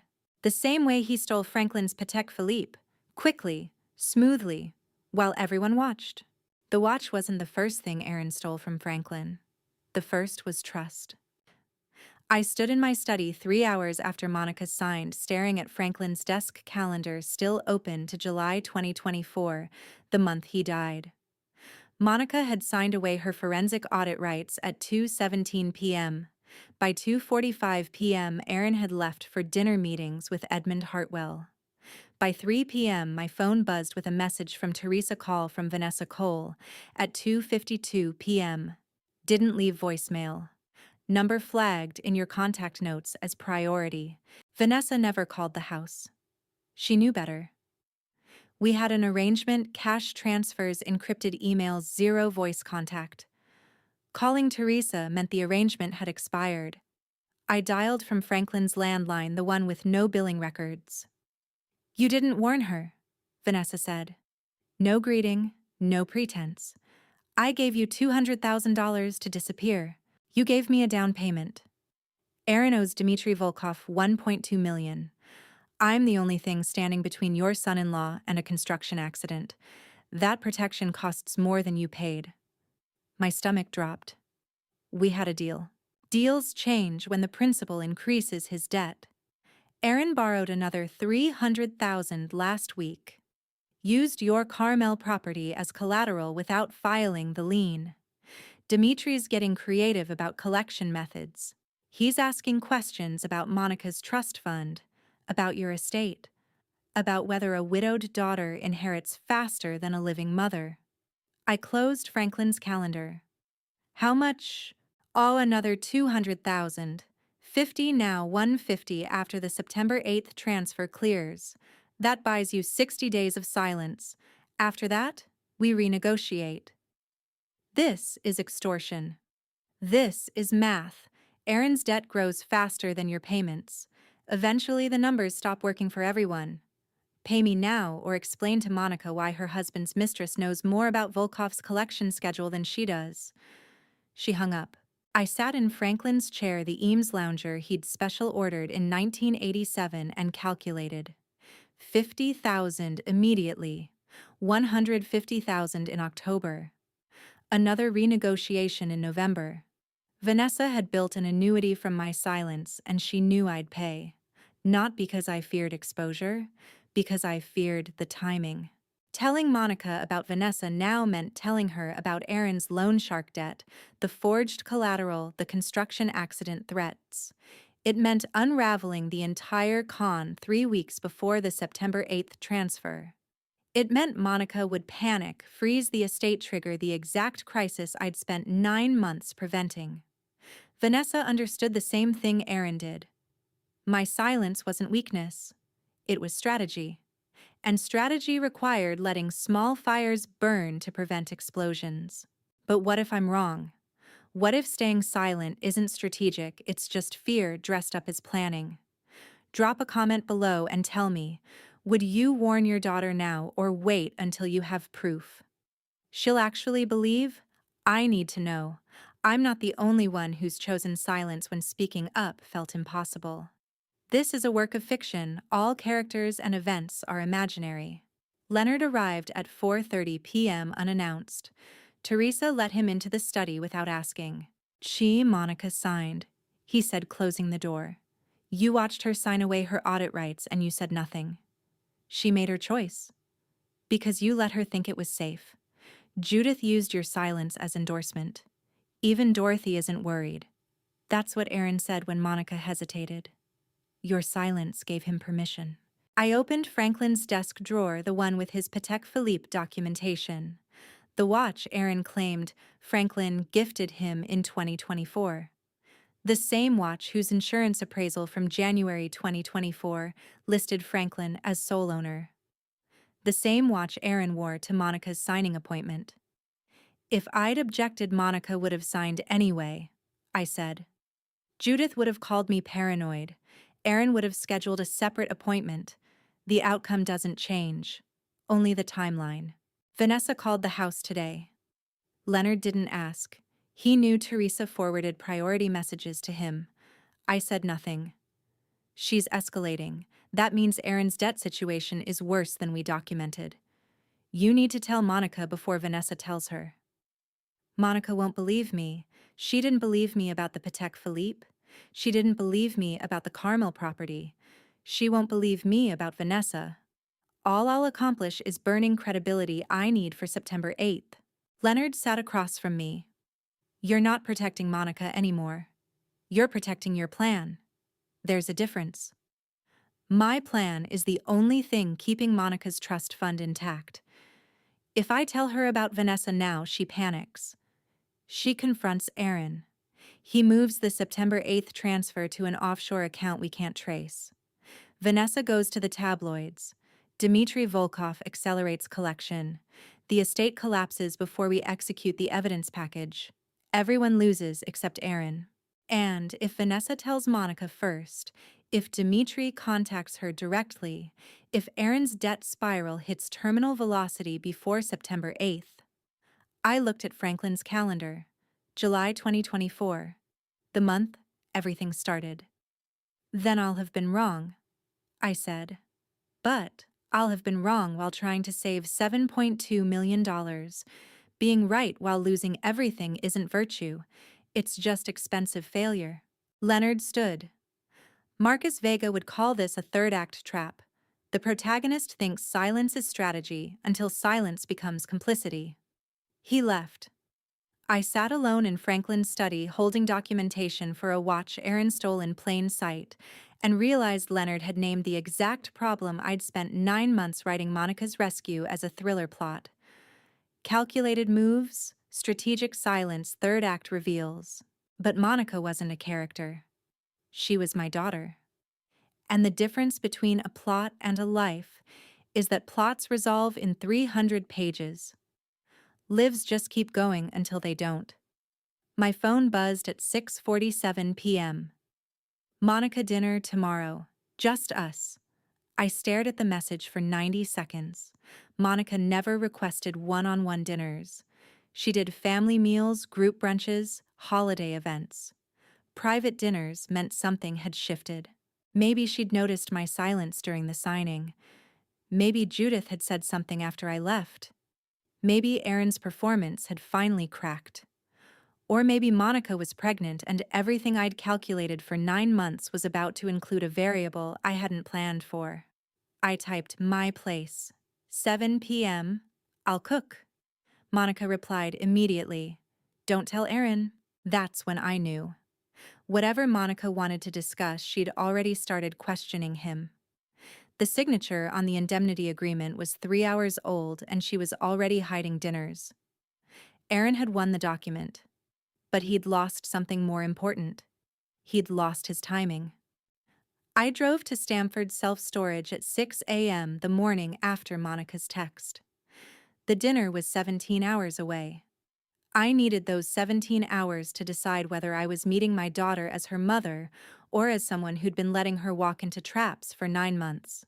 Unit 412 smelled like cardboard and Franklin's cologne, the Creed Aventus he wore to board meetings. Box 7 sat where I'd left it in July, unsealed, half-empty, containing the items Franklin wanted me to find after his death, but not immediately. Tax files, insurance policies. A USB drive with no label, just a yellow sticky note in his handwriting. Play this when you're ready to stop blaming Monica. I plugged the drive into my laptop. 3 audio files. No labels. I clicked the first. Static, then voices. A conference room. Multiple speakers. Project provisions, Phase 2 timeline. Stanley Beckett's voice, unmistakable. The same baritone he used at Franklin's funeral to tell me Franklin would want Monica taken care of. September 8th transfer is the anchor point, Aaron said. Everything moves from that date. The quit claim, the Carmel sale, the trust restructure. We close the loop before Christmas. Judith. What about Monica? She talks to her mother every week. Dorothy will notice. Not for much longer, Judith said. I'm handling that. I paused the file. The recording was dated June 2022. 2 years ago. Aaron and Monica had been dating for 3 months. Franklin was alive, healthy, planning our 40th anniversary trip to Prague. 2 years ago, the Becketts were already calling it Project Provisions. I clicked File 2. Stanley again. When the old man dies, we have 30 days before the old woman realizes what's happening. That gives us the closing window. Dorothy's sharp, but she's not fast. Grief slows people down. Aaron. And if she is fast? Then Judith runs interference. Mother-daughter friction, delayed responses, missed calls. We only need 30 days of confusion. I sat in Franklin's storage unit listening to Stanley Beckett describe my grief as a tactical advantage, and realized Franklin had been collecting evidence the entire time. He'd known, he'd recorded them. And he'd left me the USB with a note that said, "Stop blaming Monica because Monica had never been the problem." My phone buzzed. Teresa. Mrs. Hale, the USB came from Ryan Aaron's younger brother. He sent it to me 2 months ago. He said someone needs to know what they're planning. I can't stop them, but maybe she can. Ryan Beckett. Aaron's younger brother, 28, a corporate tax attorney in Boston who'd skipped Franklin's funeral with a note about a case conflict. The only Beckett who'd ever apologized for anything. He'd sent flowers after Monica's engagement with a card that said, "I hope he deserves you." At the time, I'd thought it was generic sentiment. Now I understood it was a warning from the only member of Aaron's family who still had a conscience. Ryan had recorded his own family. He'd sent the evidence to Teresa, not to me, because he knew I'd need a neutral party to verify the source. He couldn't stop the conspiracy, but he could document it. Stanley said 30 days. He underestimated me by 21 days. The question was, did I underestimate how long they'd been planning this? I opened box 4. Inside a black folder, the kind law firms use for depositions. No external label. I opened it. Title page: Monica Onboarding and Containment Strategy, Phase-Based Approach to Asset Acquisition via Spousal Integration. Author Aaron Beckett. Date January 2022. 47 pages. I turned to page 1. Subject: Monica Hale, 29, literature PhD candidate. $7.2 million. Projected inheritance. Strong maternal attachment risk factor. Low financial literacy advantage. Relationship goal: marriage. By June 2023. First pregnancy by December 2023. Full estate access by Q1 2025. Monica wasn't my daughter in this document. She was a subject. A risk advantage analysis. A timeline. Page 12. Isolation protocol: reduce mother contact from 7 times per week to 1 time per month by December 2023. Method schedule: conflicts, family obligations, Judith as primary influence replacement. Dorothy Hale represents the highest interference risk. Containment required. I read the sentence 3 times. Containment required. Aaron had written a protocol to contain me the way you'd contain a data breach. Page 18. Gaslighting foundation: establish narrative that Dorothy is controlling, paranoid, unable to accept Monica's adult independence. Leverage Judith's concerned grandmother positioning. Key phrases: your mother doesn't trust your judgment. She's still treating you like a child. This is about her need for control, not your happiness. Every conversation, every missed dinner. Every time Monica had said, "Mom, you're being paranoid," it was page 18. I flipped ahead. Page 23. Financial isolation: redirect Monica's questions about estate planning to Judith. Position Leonard Chang as your mother's attorney, not yours. Establish Edmund Hartwell as our attorney to create jurisdictional confusion. Page 31. Pregnancy timeline. Post-engagement anchor. Child establishes legal claim independent of marital status. Timing: December 2023. After estate documents signed before Dorothy can restructure trust. Frame as romantic spontaneity. Actual execution requires precision. Phase 1. Love bombing. Phase 2. Isolation. Phase 3. Gaslighting. Phase 4. Pregnancy. My daughter was a 4-phase operation. I turned to page 41. Section header: Anchor pregnancy strategy. Subheader: Objective lockdown legal claim via biological entanglement. First line: Anchor pregnancy via post-engagement timeline to lock down legal claim. Child ensures long-term financial entanglement regardless of marital dissolution. Monica's maternal instincts strong documented guarantee prioritization of child stability over personal autonomy. Divorce becomes financially and emotionally prohibitive. Recommended implementation, December 2023. Status executed, December 18th, 2023. I stared at the page. Executed, December 18th, 2023. Monica had told me she was pregnant on December 23rd, 5 days after Aaron's documented execution date. She'd been crying happy tears, she said. Surprised tears. We weren't trying, Mom, it just happened. It didn't just happen. Aaron had written the date in a 47-page playbook 9 months before it occurred. He'd planned my grandchild the way corporations plan mergers target date execution strategy projected ROI. Monica thought she was building a family. Aaron was anchoring an asset. I closed the folder. My hands were shaking. Not from rage, I'd burned through rage somewhere around page 12. This was something colder. Clarity. Monica wasn't Aaron's wife. She was his long-term financial entanglement. And I'd spent 9 months treating her like a collaborator instead of recognizing what Franklin's USB had been trying to tell me from the beginning. Stop blaming Monica. She'd never been his partner. She'd been his 4-phase operation. And phase 4, my grandchild, was the lock he'd planned all along. 7 days after I learned Aaron weaponized my daughter's pregnancy, Monica posted a photo on a Mercedes Maybach hood with the caption, "Sometimes you marry the house before you marry the man, #blessed." I was in Vermont when I saw it. The orchard needed pruning. The maple saplings I'd planted in August needed staking. Franklin's house.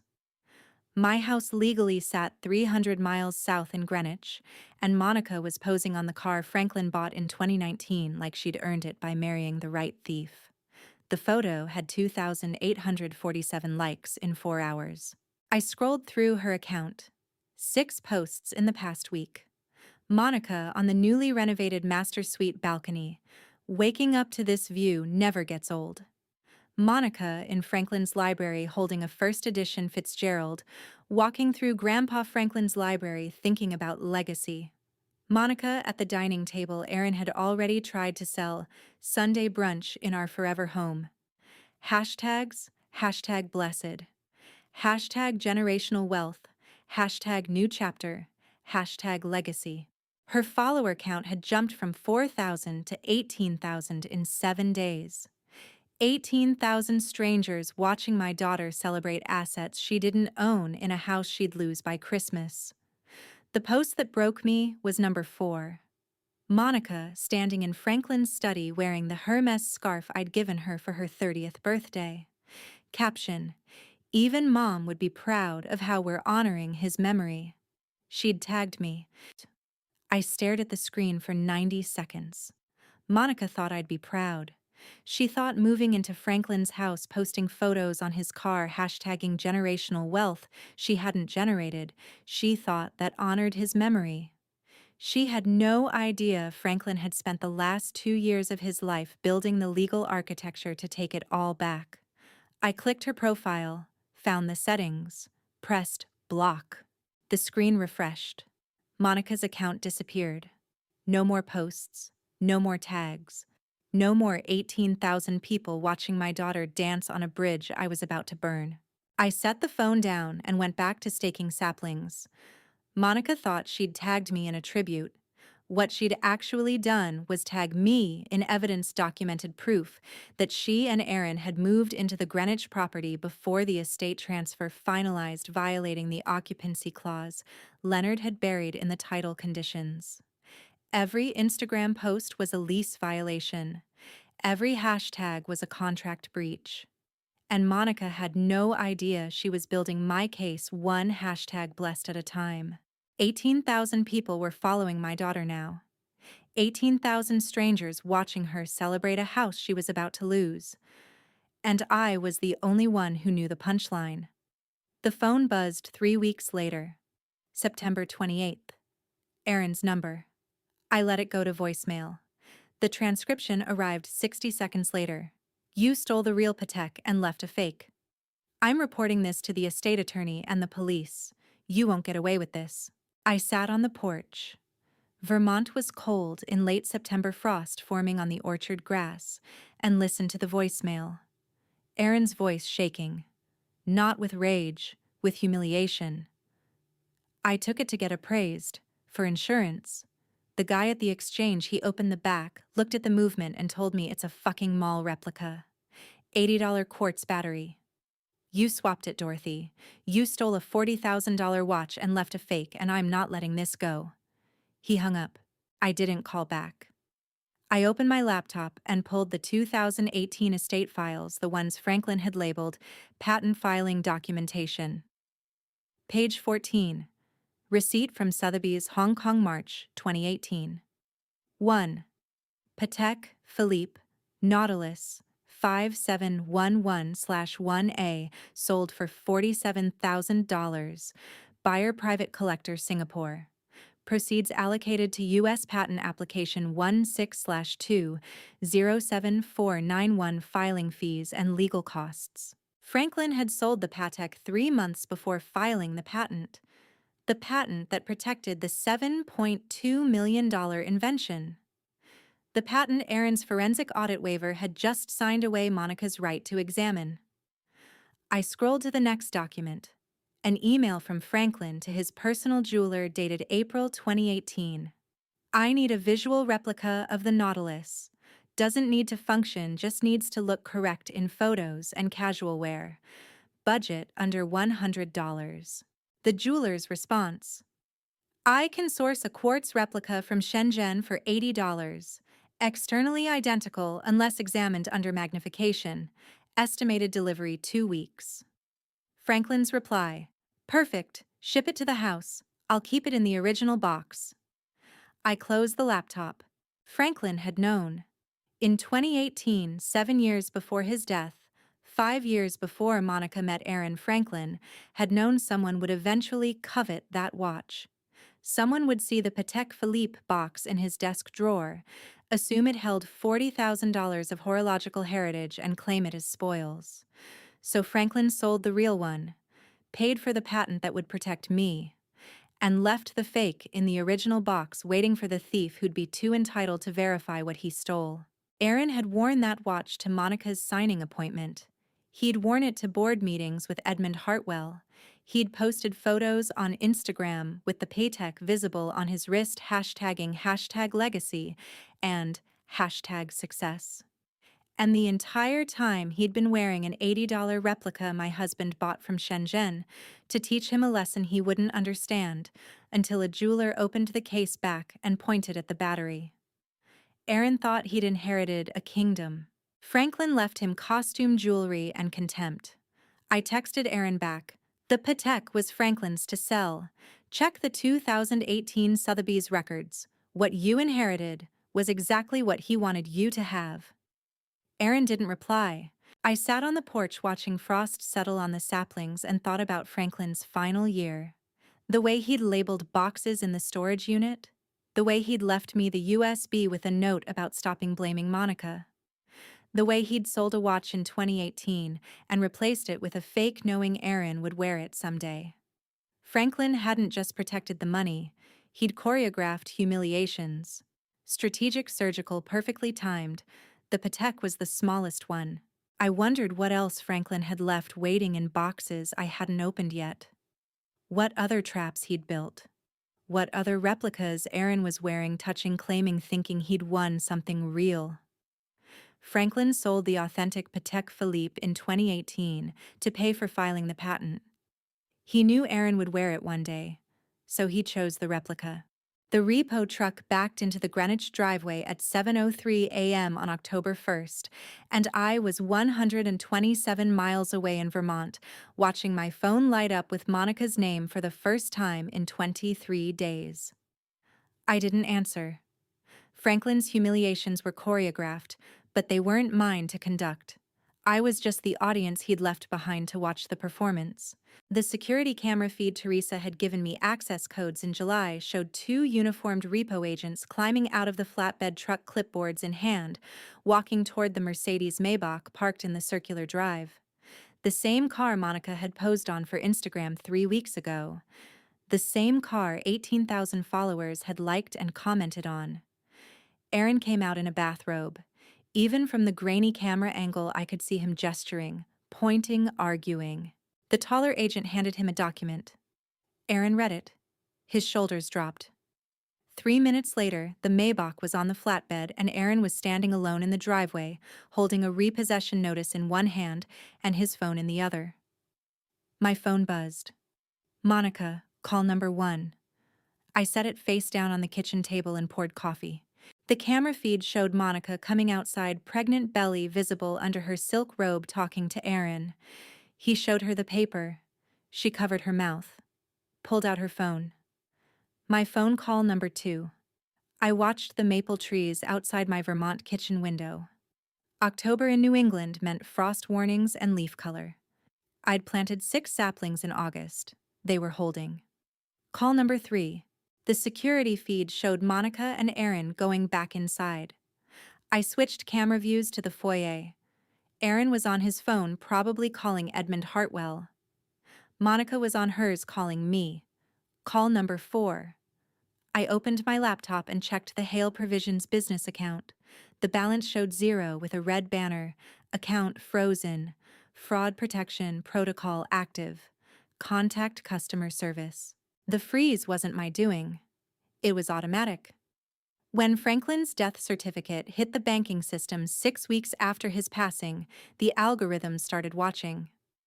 When Monica signed the indemnity and quitclaim agreement with its forensic audit waiver, the system flagged it. Deceased account holder plus liability waiver plus large pending transfers equaled fraud risk.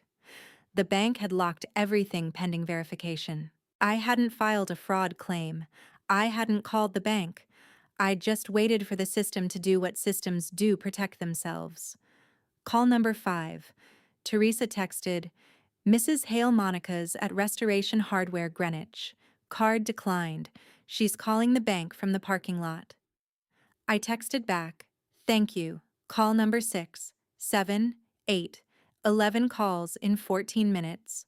My daughter, begging. I let every single one go to voicemail. Because answering meant explaining, and explaining meant revealing that I hadn't orchestrated the collapse Franklin had. Answering meant telling Monica that her husband's plan had always been visible to the man she'd called paranoid. Answering meant admitting I'd known for 9 months and said nothing. Silence was easier. Silence let Monica think I was the villain, and villains at least were predictable. The certified mail arrived at 2:17 p.m. I watched the camera feed as the postal carrier handed Aaron a thick envelope requiring signature. He signed, opened it in the foyer, the marble-tiled foyer they'd installed 3 weeks ago, at a cost of $42,000. Aaron read the first page. His face went white. He sat down on the marble steps. Monica came downstairs, saw him, rushed over. He handed her the document. I couldn't hear through the camera feed, but I didn't need to. I'd seen that document in Franklin's 2021 estate files. I knew every word. Notice of default and intent to foreclose. Property, 47 Birchwood Lane, Greenwich, Connecticut. Outstanding balance $1,400,000. Origination date, March 2021. Monica's mouth moved. Questions. Aaron shook his head. She pulled out her phone. My phone call number 9. I opened the 2021 file on my laptop. Franklin had taken the reverse mortgage 4 years ago, March 2021, 3 years before Monica met Aaron, 2 years before Project Provision started. He'd borrowed against the house, moved the funds into the patent trust, and structured the loan with a death trigger clause, full balance due within 18 months of the borrower's passing. Franklin died August 2024. The 18-month clock started ticking. But the foreclosure notice included a 30-day cure period, a small mercy that wasn't mercy at all. It was Franklin giving Aaron exactly enough time to realize he couldn't save himself. Call number 10. Monica asked if I did this. But how do you answer a question about a bomb your dead husband planted before you knew the target existed? Aaron stood up in the foyer holding the foreclosure notice, and I watched him realize what I'd known since July: the house was never his inheritance. It was bait. Franklin had leveraged it, stripped it, and left it wrapped in debt Aaron couldn't see until he'd already moved in. My phone buzzed again. Call number 11. This time Monica left a voicemail. I played it on speaker. Mom, the accounts are frozen, the car is gone, and there's a foreclosure notice on the house. Mom, did you do this?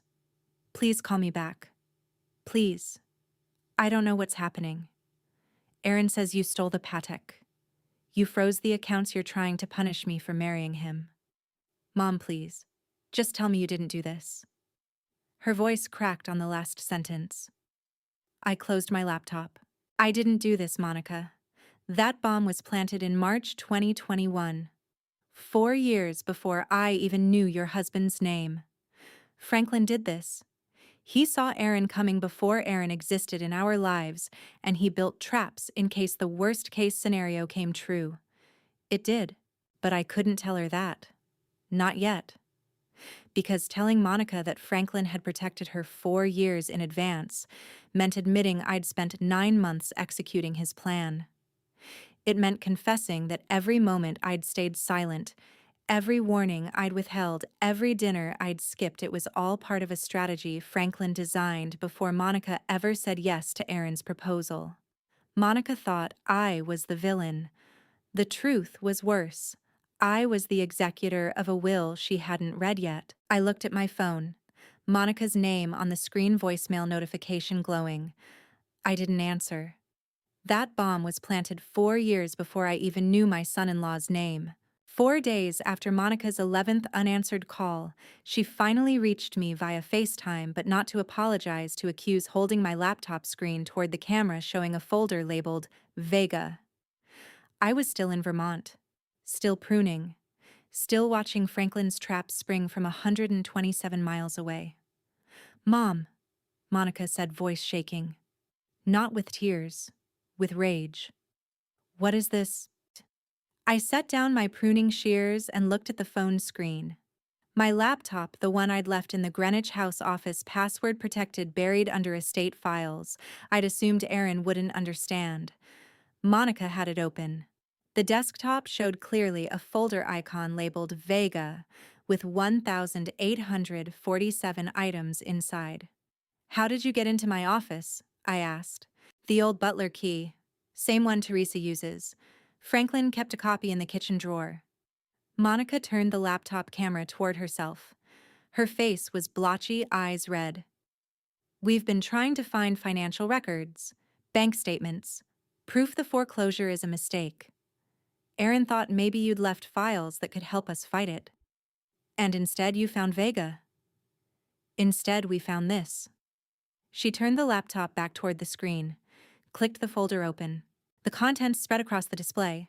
ms-01 underscore the underscore shadow underscore banker.deocx ms-02 underscore acceptable underscore loss.docx ms-03 underscore the underscore testimonial.deocx 7 manuscripts contracts folder royalty underscore statements underscore 2002 to 2024 .pdf agent underscore correspondence folder publisher underscore agreements folder. Aaron's voice off camera. Monica, let me see the royalty file again. Monica opened it. The PDF loaded. Page 1. Marcus Vega, author, royalty statement, January to December 2023. Total units sold 487,293. Total royalties $1,847,556. Aaron appeared on screen reading over Monica's shoulder. Marcus Vega. Who the hell is Marcus Vega? Monica looked at the camera. At me. Mom, are these yours? I didn't answer immediately. 23 years of silence. 7 books. 3 million copies sold worldwide. A literary career I'd built in the margins of motherhood, teaching, and marriage. Franklin had known. Teresa had known. Leonard had known. My agent had known. Monica had not. Yes, I said. Aaron grabbed the laptop. You're Marcus Vega, the thriller writer. The guy who wrote The Shadow Banker. Not a guy, I said. Just a pen name. Monica's face reappeared on screen, pale. You've been writing books for how long? Since 2002. 7 published novels. I'm working on the 8th. Why didn't you tell me? Because telling meant explaining. Explaining meant revealing that I'd spent 2 decades documenting men who manipulate, exploit, and steal. Explaining meant admitting that my fiction career was research for the exact scenario Monica was living. 23 years. 7 books. 3 million readers knew Marcus Vega. My daughter didn't know her own mother. I kept my writing private, I said. It was separate from family. Aaron's voice again sharper. There's a file here called ms-08- the underscore patrician. Copyright 2023. Monica, open it. Monica hesitated. Then clicked. The manuscript loaded. 487 pages. Title page. The Patrician, by Marcus Vega. Subtitle: A novel of inheritance, betrayal, and the men who marry into families they plan to destroy. Copyright: Dorothy Hale, 2023. Monica scrolled to Chapter 1. Read the first line aloud. Adam Beck didn't marry Elizabeth for love. He married her for her father's house, her mother's trust fund, and the estate he'd inherit the day the old man died. She stopped, looked at the camera. Mom, when did you write this? I started it in March 2023. Finished the draft in July, 3 weeks before your grandfather died. Aaron grabbed the laptop again. Started scrolling. Chapter 3. Chapter 7. Chapter 14. He read aloud. Adam Beck visited his father-in-law in the hospital 3 days before death, insisting on urgent estate planning. The old man was too weak to argue. After the funeral, Adam used his wife, sweet, trusting Elizabeth, to pressure her mother into signing over the house. Elizabeth never knew she was the weapon. He stopped reading. Looked at Monica. This is about me. Yeah, it's not, I said. Monica turned the phone back toward herself. Mom, the timeline matches. The hospital visit, the funeral, the house. Aaron's name is even similar, Adam Beck, Aaron Beckett. How is this not about him? Because I wrote it before I knew it would be true. I didn't predict Aaron. I cataloged his species. Turns out predators follow the same playbook century after century. Aaron's voice cold. 70% of this matches what actually happened. You wrote about me manipulating Monica, isolating her from you, using Judith to pressure her. You documented the exact con I... He stopped. Corrected himself. The exact situation we're in. I didn't write about you specifically, I said. I wrote about the pattern. Men who marry into families for inheritance. Men who isolate their wives from protective parents. Men who use charm, urgency, and family pressure to execute asset transfers before anyone can intervene. I've been writing about that pattern for 23 years, Aaron. You're not special. You're predictable. Monica's hands were shaking. She set the laptop down, held the phone closer. Mom, the copyright date is 2023. You wrote this before Grandpa died. Before the signing, before the foreclosure. Did you know? I knew the pattern. I didn't know it would be Aaron, but when it was, I recognized it. Chapter 14 of The Patrician isn't prophecy, Monica. It's pattern recognition. Aaron appeared on screen again, holding the manuscript's title page toward the camera. Dorothy Hale Draft, copyright 2023. You've been planning this. The foreclosure, the frozen accounts, The repossession, you wrote it all down like a script, and now you're executing it. I didn't write the foreclosure, Aaron. Franklin did in 2021. I didn't freeze the accounts, the bank's fraud protection did. I didn't plan your scheme, you followed a playbook that's existed for generations. All I did was recognize it when I saw it. Monica stared at me through the screen. Mom, did you write about him? I shook my head. I wrote about 7 men in 7 books over 23 years. Aaron is the 8th. But the pattern, men who marry for inheritance, who weaponize love, who isolate and manipulate that pattern, is older than all of us. I didn't predict Aaron. I just documented his species. 2 days after Monica discovered I was Marcus Vega, Leonard summoned all 4 of us to his Hartford boardroom to reveal exactly how much money Aaron had been trying to steal. I drove down from Vermont. Monica and Aaron drove from Greenwich. We sat on opposite sides of Leonard's mahogany conference table, me alone on one side, them together on the other. Monica looked exhausted. Aaron looked furious. I looked like a retired literature teacher who'd been pruning trees for 6 weeks. Leonard laid out the documents. Complete asset inventory, he said, sliding a bound presentation across the table. As of October 7th, 2024. Aaron opened it, started reading. His face changed on page 2. Leonard read the summary aloud anyway. Marcus Vega royalty escrow account held in trust since 2002, $13.5 million. Hale Provisions Holdings Trust. I established 1987, $18 million.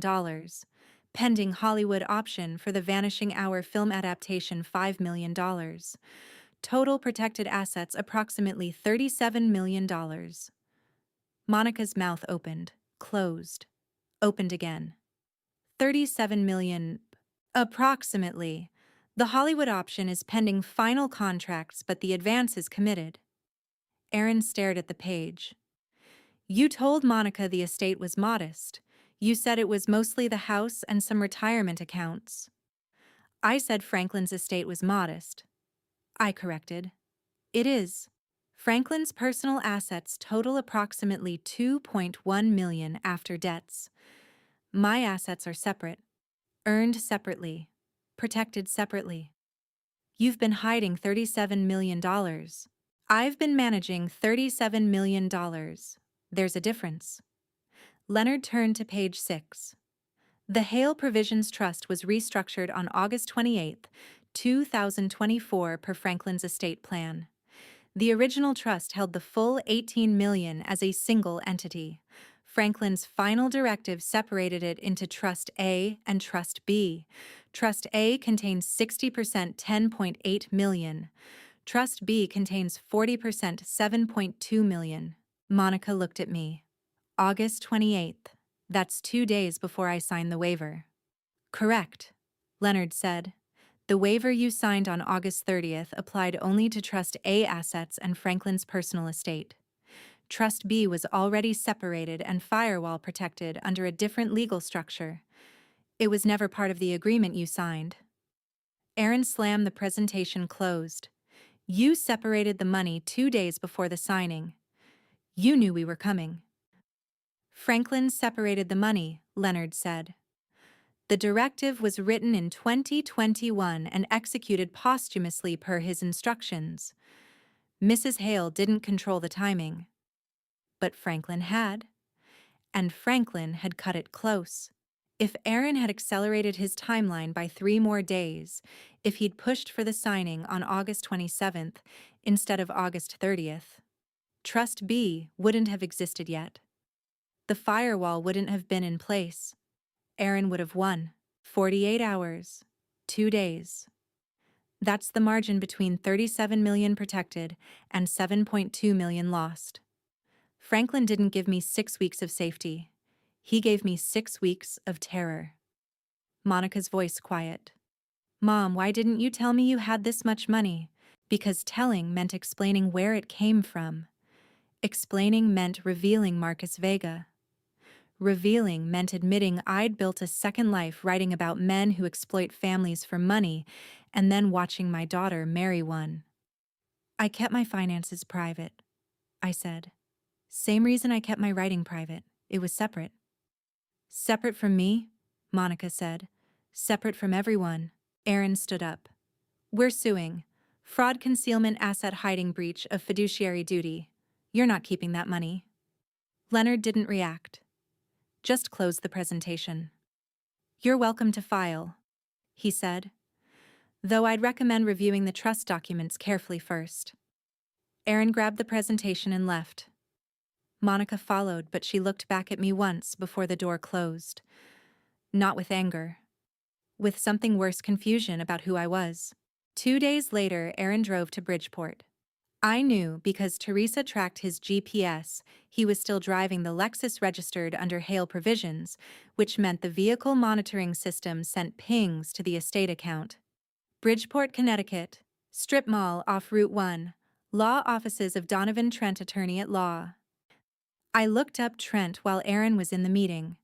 Website aggressive red and black color scheme stock photo of a gavel tagline, fighting for your rights against corporate greed. Practice areas, personal injury, employment, discrimination, high net worth litigation. Fee structure contingency-based, no upfront costs. The kind of lawyer who took cases against wealthy defendants because the payout justified the risk. Teresa sent me the security photo from the strip mall parking lot camera Leonard had requested monitoring after Aaron's threat. Aaron walked into the office at 2:17 p.m. Came out at 3:43 p.m. Shook hands with a man in a tight gray suit and geometric blue tie. Donovan Trent, 42. Yale law dropout turned strip mall litigator who specialized in turning family disputes into tabloid headlines. I called Leonard. He hired Trent, I said. I know. Trent's office sent a courtesy notice 10 minutes ago. They're filing a motion to invalidate the trust and sue for fraudulent concealment. Estimated filing date October 23rd. 14 days. Fast. Trent works fast when he smells money. He's probably already drafting the press release. Wealthy author hid millions from grieving daughter, that's the angle he'll use. Will it work? No. Because of the poison pill. Because of the poison pill. Aaron thinks hiring Trent is checkmate. He doesn't realize Franklin built the board with squares that explode when you step on them. Franklin had anticipated this. Not just the scheme, the lawsuit. He'd known someone would eventually challenge the trust, accuse me of hiding assets, demand redistribution. So he'd embedded a clause in the Trust B documents buried in paragraph 47 of the restructuring agreement. The poison pill. If anyone, family member, spouse, creditor, attorney, filed a legal challenge to invalidate Trust B or redistribute its assets, the trust would automatically dissolve. All $7.2 million would transfer immediately to the Marcus Vega Literary Foundation, a 501c3 charitable organization Franklin had established in 2022. Irrevocable, irreversible, gone. Aaron could sue, Trent could file motions, they could win in court, and they'd win nothing. Because the moment the lawsuit was filed, the money would vanish into a foundation neither of them could touch. Leonard had explained it to me in July. Franklin designed this as mutually assured destruction. If they challenge you, they lose everything they're fighting for. It only works if they don't know it exists. Trent didn't know. Aaron didn't know. Monica didn't know.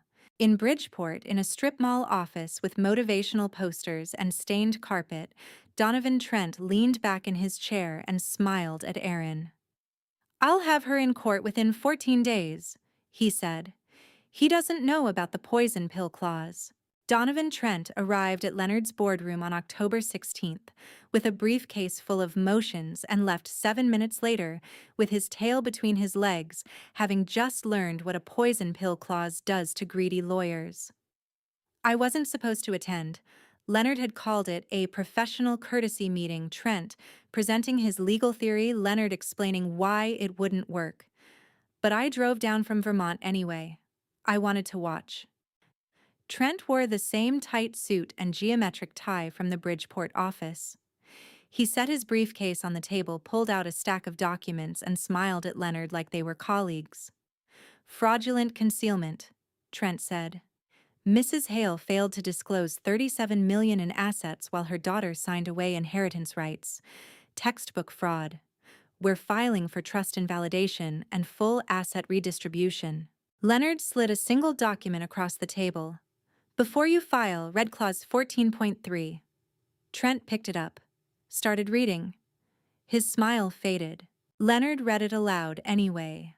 Clause 14.3. If beneficiary Monica Hale Beckett executes voluntary 50-50 asset division with Dorothy Hale at any point during estate settlement, Trust B shall immediately satisfy all outstanding liens against Hale family properties, including reverse mortgage balance of $1.4 million. Automatic disbursement. No additional paperwork required. Trent looked up. This is a poison pill. Leonard finished. Designed by Franklin Hale in 2021, if Monica had agreed to share assets equitably with her mother, the trust would have automatically paid the foreclosure debt. The house would be safe, the accounts would be accessible, the family would be whole. Monica had been sitting quietly in the corner. Now she spoke, voice breaking.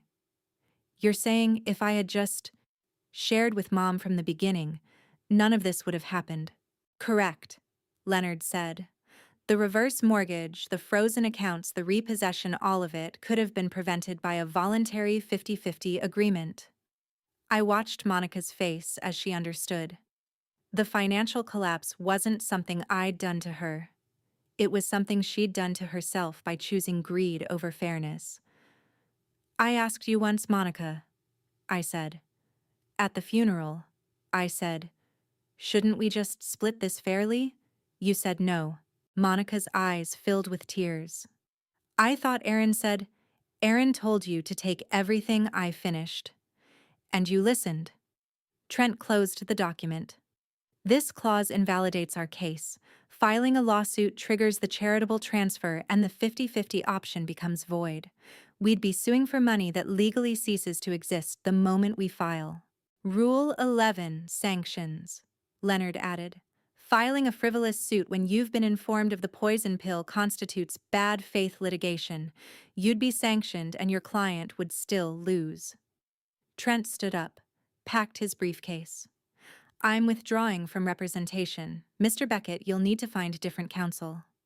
Aaron grabbed Trent's arm. You promised 14 days. You said, I said I'd file if the case had merit. It doesn't. Your father-in-law built a legal trap, and you walked into it by convincing your wife to be greedy.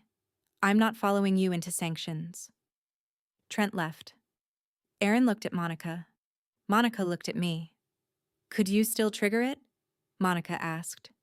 The 50-50 clause. No, Leonard said. Clause 14.4. Option expires November 1st, 2024, or upon filing of legal challenge, whichever occurs first. You have 16 days, but the moment Mr. Beckett finds another attorney and files, the window closes permanently. Monica could have said yes. One word at the funeral. Yes, Mom, let's share fairly. One word would have saved everything. 2 days later, my phone rang. Unknown number, Connecticut area code. I answered. Mrs. Hale. A woman's voice, young, careful. This is Chloe Beckett, Aaron's sister. I sat down. Aaron had a sister. I'd heard Monica mention her once. Younger, lived in Brooklyn, social worker, skipped the wedding. I have something Monica needs to see, Chloe said. I'm sending it to your phone now. You can decide whether to forward it. My phone buzzed. Video file. 23 seconds. I played it. A Brooklyn bar. Dim lighting, brick walls, craft cocktails. Vanessa Cole sitting at a table with 3 friends laughing, holding a martini. One of the friends. So when are you getting married? Vanessa? Oh, Aaron, that's my fiancé. Yeah, he's still married, but that's temporary. 6 months max, then he divorces her and we're going to Bali. He's just waiting for the estate stuff to settle so she can't take anything in the split. The friends laughed. Vanessa took a sip. I mean, she's pregnant, which complicates things, but Aaron says once the money's secured, he'll file. Kid doesn't change the financials if we move fast. The video ended. I stared at the screen. I recorded that 3 days ago, Chloe said. Vanessa doesn't know who I am. I've been following her since Aaron started dating your daughter. I knew he'd do this. He's done it before. But I couldn't prove it until now. Why are you helping me? Because I'm tired of watching my brother destroy people. He did this to his first girlfriend in college. Convinced her to co-sign student loans, then broke up with her and stuck her with the debt. Did it to a woman in Boston, moved into her condo, got himself added to the lease, then refused to leave until she paid him to go. Aaron's 37 years old and he's been running cons since he was 14. I've watched him my entire life. Mrs. Hale. I thought maybe Monica would be different. I was wrong. You're his sister. I'm a social worker. I spend 40 hours a week helping families recover from people like Aaron. I'm not enabling him anymore. I forwarded the video to Monica. No message. Just the clip. Chloe stayed on the line. He called me yesterday, she said. Wanted money to pay his lawyer. Told me you were destroying his family, stealing his wife's inheritance, trying to ruin his life. He sounded desperate, angry. And I've watched my brother for 35 years, Mrs. Hale. Watched him lie, scheme, manipulate. This is the first time I've ever seen him scared. The phone rang at 11:47 p.m. and for the first time in 47 days I answered when I saw Monica's name. Chloe had told me Aaron was scared. I wanted to know if Monica was finally awake. I pressed accept. Said nothing. Sobbing. Immediate guttural. The kind of crying that comes from discovering the person you loved never existed. Mom. Monica's voice broke on the word. Mom, I watched the video. I stood on the Vermont balcony, phone pressed to my ear, frost forming on the railing under my hand. October in New England was cold at midnight. I could see my breath. She said 6 months? Monica continued. 6 months, and he'd divorce me. He's been planning it the whole time. The pregnancy, the wedding, the house, it was all just timing. I was just timing. I didn't speak. Didn't comfort. Didn't tell her I'd known. The money doesn't matter anymore, she said. The house, the trust, the accounts, I don't care. The pain isn't losing that. The pain is knowing the person I trusted most was lying the whole time. Every morning, every dinner, every time he said he loved me. Her voice cracked into sobs again. I waited. He called Vanessa his fiancée, Mom. I'm his wife. I'm carrying his child. And he called her his fiancée. The word hit differently than I expected. Child. Not pregnancy. Not baby. Child. You're pregnant, I said. First words I'd spoken. 4 months. I found out in July. I wanted to tell you, but Aaron said you'd use it against us. He said you'd try to claim grandparents' rights or manipulate me through the baby. So I stayed quiet. July. 4 months. The anchor pregnancy Aaron had documented in his 47-page playbook. Executed December 18th. Monica discovered it in July. She'd known for 3 months and never told me because Aaron convinced her I was the threat. Please come home, Mom, Monica whispered. I need you. I'm pregnant. I need my mother. I closed my eyes. Frost bit at my fingertips where I gripped the railing. Inside the farmhouse, the fire had burned down to embers. Outside, the maples stood bare against the October sky. I'd waited 9 months to hear my daughter beg me to come back. Now that she had, I didn't feel victory. I only felt heartbreak.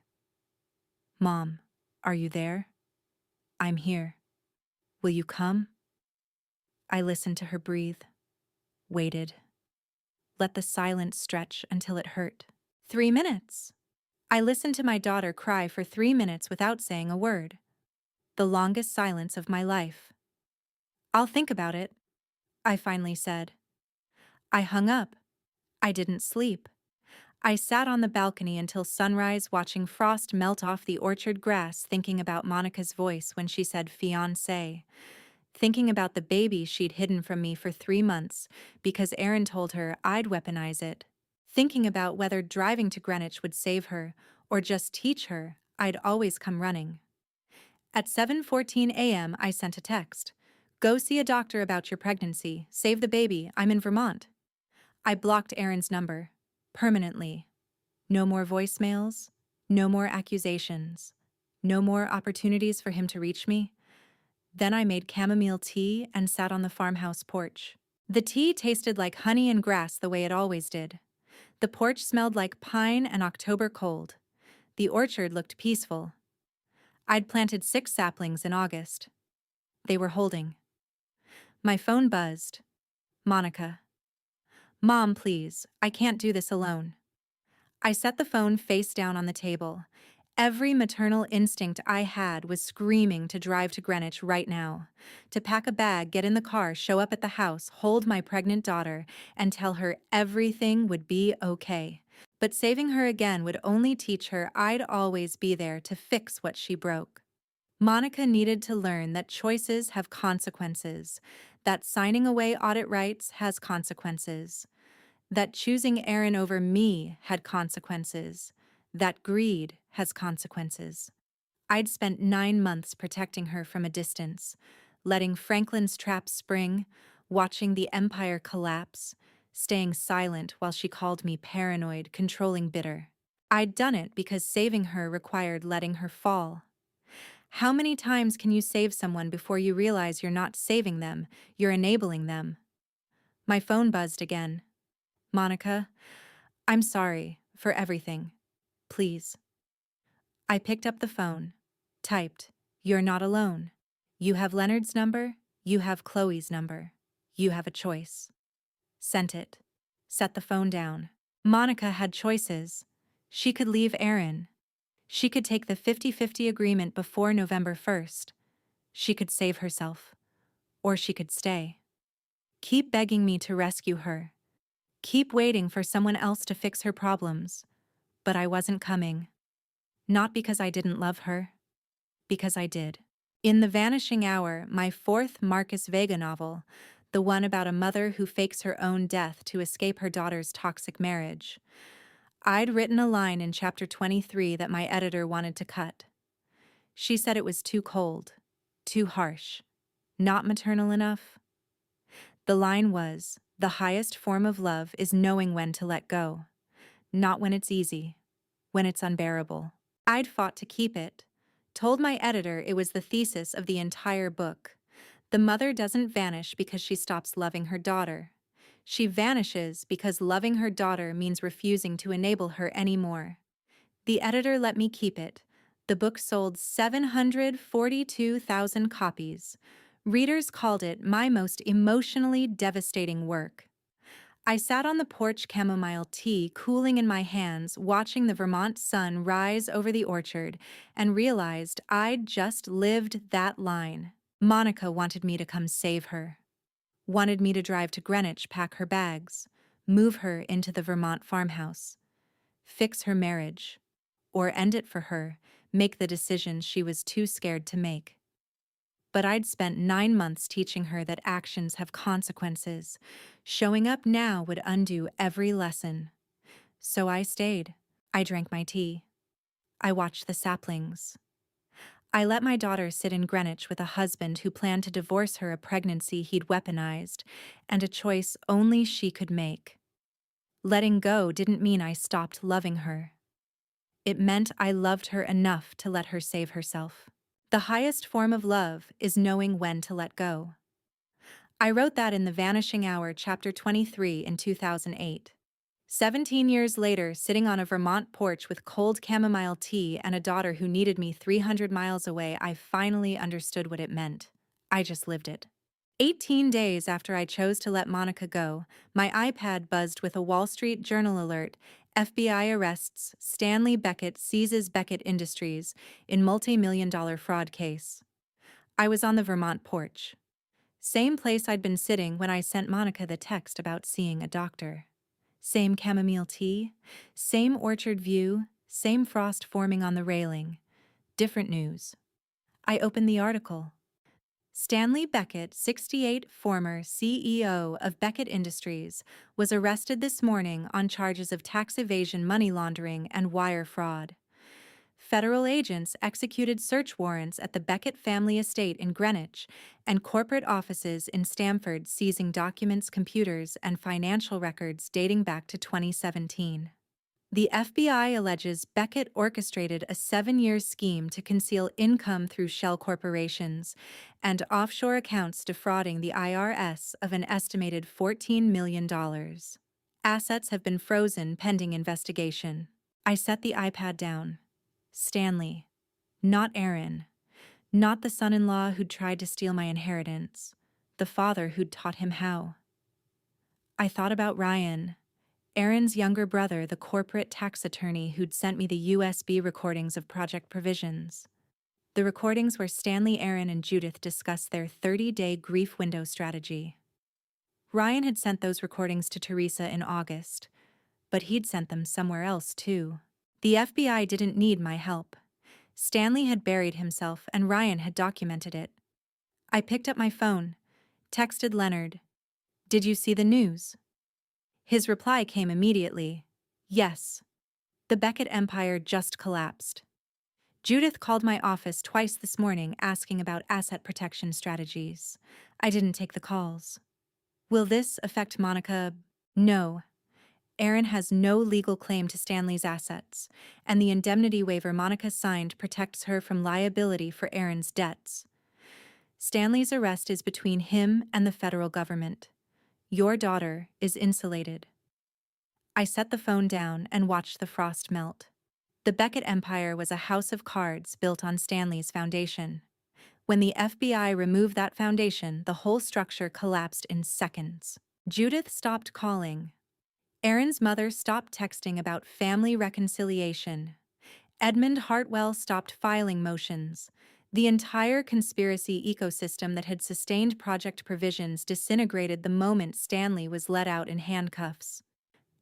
I'd spent 9 months fighting a war Franklin had already designed me to win, and in the end, I didn't even need to fire the final shot. Stanley fired it himself by being exactly what Franklin knew. He was a man who thought he was too smart to get caught. 13 days later, Teresa forwarded me an email from Hale Provisions HR. "Mrs. Hale, we received an employment application for Regional Sales Associate that requires your final approval per company policy for executive family members. Applicant, Aaron Beckett. Interview summary attached." I stared at the email for 30 seconds before I understood what I was reading. Aaron had applied for a job at Hale Provisions, Franklin's company. The company I now owned through the Holdings Trust. The company Aaron had tried to seize through Monica's inheritance. He'd walked into my building and asked for a job. I opened the attachment. Interview notes, Aaron Beckett. November 18, 2024. Position Regional Sales Associate, mid-level $68,000 base plus commission. Education claims Wharton. MBA, 2015. When asked for official transcript, became evasive. Said records were in storage and he'd provide them next week. Left interview without completing reference form. Experience lists. Business Development Consultant 2020 to 2024, but provides no client references. Claims expertise in corporate partnerships and estate planning advisory, but cannot name specific companies or contracts. Impression, polished presentation, confident demeanor, vague on specifics. Recommended for rejection based on incomplete credentials and refusal to provide verification. Requires approval from Dorothy Hale Trust beneficiary/company owner per executive policy. I read it twice. Aaron didn't know I owned Hale Provisions. He thought it was still Franklin's company passed down through some generic corporate structure he hadn't bothered to research. He thought he could walk into the building charm and HR manager, claim a Wharton MBA he probably didn't have, and land a $68,000 sales job while his father sat in federal custody and his wife sat in Greenwich pregnant and alone. He walked into my building, asked my HR department for a job, and never knew the woman who would reject him owned the company. I clicked reply, typed, reject application, no further consideration, do not contact applicant with reason standard rejection template only, flag file to prevent future applications. Sent it. Then I pulled up Aaron's CV attachment, printed it, took a red pen from Franklin's desk drawer, the one he used to mark manuscript edits when I asked him to read my drafts, and wrote across the top in clear, deliberate letters, reject, no further consideration. I dated it, signed it, scanned it back to HR as the official record. That was the final signature I would ever leave for Aaron Beckett. Not a legal document, not a trust amendment, not a court filing, a job rejection. He'd tried to steal $7.2 million, manipulate my daughter into signing away her inheritance, weaponize a pregnancy, and orchestrate a multi-year conspiracy with his family to seize everything Franklin built. And in the end, the last power I held over Aaron Beckett was a red pen and a rejection letter for a $68,000 sales position at the company he'd tried to steal. Franklin would have appreciated the irony. I folded the printed CV and put it in the filing cabinet under Estate Closed Matters, next to the USB recordings, next to the 47-page playbook, next to the foreclosure notice and the Patek Philippe appraisal. Evidence I'd never need but would keep anyway, because you don't survive a conspiracy by forgetting how it worked. I made fresh chamomile tea, sat back on the porch, watched the November frost settle over the orchard. Stanley was in federal custody. Aaron was unemployed, broke and rejected from the company he'd tried to inherit. Judith had stopped calling. The Beckett empire had collapsed. Monica was still in Greenwich, still pregnant, still married to a man who'd planned to divorce her in 6 months. And I was still in Vermont, still pruning trees, still practicing the hardest lesson I'd ever written. The highest form of love is knowing when to let go. I'd let go of Monica 18 days ago. The question now was whether she'd let go of Aaron. That answer wasn't mine to write. Monica appeared at my Vermont gate on December 12th, 25 weeks pregnant, holding Franklin's leather diary like an offering she hoped would buy forgiveness. I'd filed Aaron's rejection letter 3 weeks earlier, moved on to pruning the orchard and finishing edits on the patrician before the December 20th publication date. Then my daughter showed up. Light snow was falling. Monica wore a gray wool coat that didn't close over her belly. Her face looked thinner, older, tired. She stood at the gate, didn't open it, didn't walk up, just stood there holding the diary. I walked down to meet her. "Mom," she said, "I found this in the safe on moving day when I was packing to leave the house. I wanted to return it to you. It's Grandpa Franklin's diary." I took it. The leather was cold. Franklin's initials embossed on the cover, FH. "Thank you for bringing it," I said. Monica nodded, looked at me, looked away, looked back. "I left him," she said. "Aaron. Moved out November 2nd. Filed for separation November 5th. The divorce finalizes in March. November 2nd, the day before Stanley's arrest. She'd left before the empire collapsed, before Aaron lost everything. She'd left because she chose to." "Where are you living?" I asked. "Chloe's apartment in Brooklyn. I'm working remotely for a publishing house copy editing freelance. It's not much, but it's mine." "And the baby?" Monica's hand went to her belly. "Due March 17th. Girl? I'm keeping her." "A granddaughter." I felt something shift. Not forgiveness that would take time, not reconciliation that required more than one conversation. Just acknowledgement that Monica had made a choice, and it was the right one. "Are you well?" I asked. "Seeing a doctor. High risk because of stress, but the baby's healthy. Chloe's been helping." "Good." We stood in the light snow, mother and daughter, 25 weeks pregnant grandchild between us.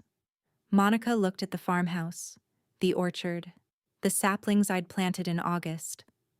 "Can I come in?" she asked. I looked at her, really looked. Saw the exhaustion, the hope, the fear that I'd say no. I could have invited her in. Made tea. Sat by the fire. Pretended the last year never happened. Instead, I chose truth over comfort. "Not yet," I said. Monica's face fell. She nodded. "You did the right thing leaving," I said. "But doing one right thing doesn't erase 9 months of wrong choices. You signed away your audit rights. You chose Aaron over me. You let Judith manipulate you. You hid your pregnancy because Aaron told you I'd weaponize it. Those choices hurt, Monica. They're going to keep hurting for a while." "I know. So we're not ready yet. You're not ready. I'm not ready. When will we be? I don't know. But not today." Monica wiped her eyes. Snow was catching in her hair. "Okay. Go see the doctor," I said. "The baby needs you to be well. And Monica, you're doing the right thing. Keep doing it." She nodded, turned, walked back to her car, a 10-year-old Honda Civic. Practical. Hers. I watched her drive away. My daughter. My grandchild. Both disappearing down the provincial road. I stood at the gate holding Franklin's diary, feeling the weight of a year that had tested everything I thought I knew about love. 10 days later, The Patrician was published, Marcus Vega's 8th novel, 487 pages.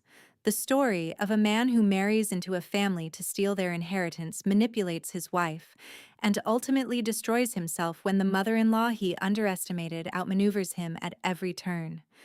The dedication page read, "For F.H., who saw the architecture before I did, D.H." The Hollywood option triggered the day after publication. $5 million deposited within 48 hours. I sat on the Vermont balcony on December 22nd, light snow, falling, holding Franklin's final letter, the one he'd left in the diary Monica returned. It was short. "Dorothy, if you're reading this, it means Monica found the diary and brought it back. That means she left Aaron. That means you won. Don't gloat. Gloating isn't your style. Just know I built the traps, but you sprung them perfectly. The Patrician is your best work. Publish it. Love, F." I folded the letter, put it in a metal mixing bowl, lit a match, watched it burn. Franklin's handwriting curled and blackened. The paper turned to ash. The ash lifted in the winter wind and scattered over the orchard, disappearing into snow. No smoke, just heat turning paper to ash, grief to memory, weight to air. I'd written The Patrician in 2023. Finished the draft in July, 3 weeks before Franklin died. Aaron executed the plot in 2024, following the playbook I'd already documented in fiction. I didn't predict him specifically. I cataloged his species. Men who marry for money. Men who weaponize love. Men who underestimate the women they're trying to destroy. I'd been writing about them for 23 years. 7 books. 3 million copies. Aaron was just the 8th iteration. The pattern was older than all of us. I sat on the balcony watching snow fall over the orchard and understood. This wasn't a story about betrayal. This was a story about people destroying themselves because of greed and misguided love. Aaron destroyed himself by following his father's playbook. Monica destroyed herself by choosing Aaron over truth. Judith and Stanley destroyed themselves by building an empire on fraud. And I chose not to save them. Not because I didn't love Monica. Because I did. Saving her would have been destroying her once more. Teaching her that consequences don't matter, that someone would always rescue her, that choices were reversible if you cried hard enough. So I let her fall. Let the empire collapse. Let Franklin's trap spring. Let the highest form of love be knowing when to let go. Monica was in Brooklyn now, 25 weeks pregnant. building a life that was hers. I was in Vermont, watching snow fall, burning letters, at peace. Not bitter, not victorious, just tranquil. The patrician would sell. The Hollywood option would close. Monica would have her daughter in March. And someday, not today, not next month, maybe not next year, Monica would come back to the gate. And maybe then I'd invite her in. And to you, listening to my story, remember this. Sometimes the people we love most need to fall before they can stand on their own. I spent 9 months watching my daughter walk into a trap, and every instinct screamed at me to save her. The hardest thing I've ever done was choosing silence over rescue. But saving Monica from Aaron's manipulation would have only taught her that someone would always fix her mistakes. That's not love, that's destruction dressed up as devotion. The lesson I learned is this. You can't save people from themselves. You can warn them, prepare for the aftermath, but you can't walk their path for them. I believe God put me through this to teach me that real love sometimes means stepping back, even when it breaks your heart. The grandma revenge stories you hear on this channel aren't always about confrontation. Sometimes revenge is refusing to enable people who hurt you even when it's your own daughter. If this story resonated with you, leave a comment below. Have you ever had to choose letting go over saving someone? Please share this with someone who needs to hear it and subscribe to Grandma Revenge for more stories about family and strength. These Grandma Revenge stories remind you that you're not alone. Thank you for staying until the very end. Your time means everything to me. Some details have been fictionalized for storytelling, but the message about love and letting go is what I hope stays with you.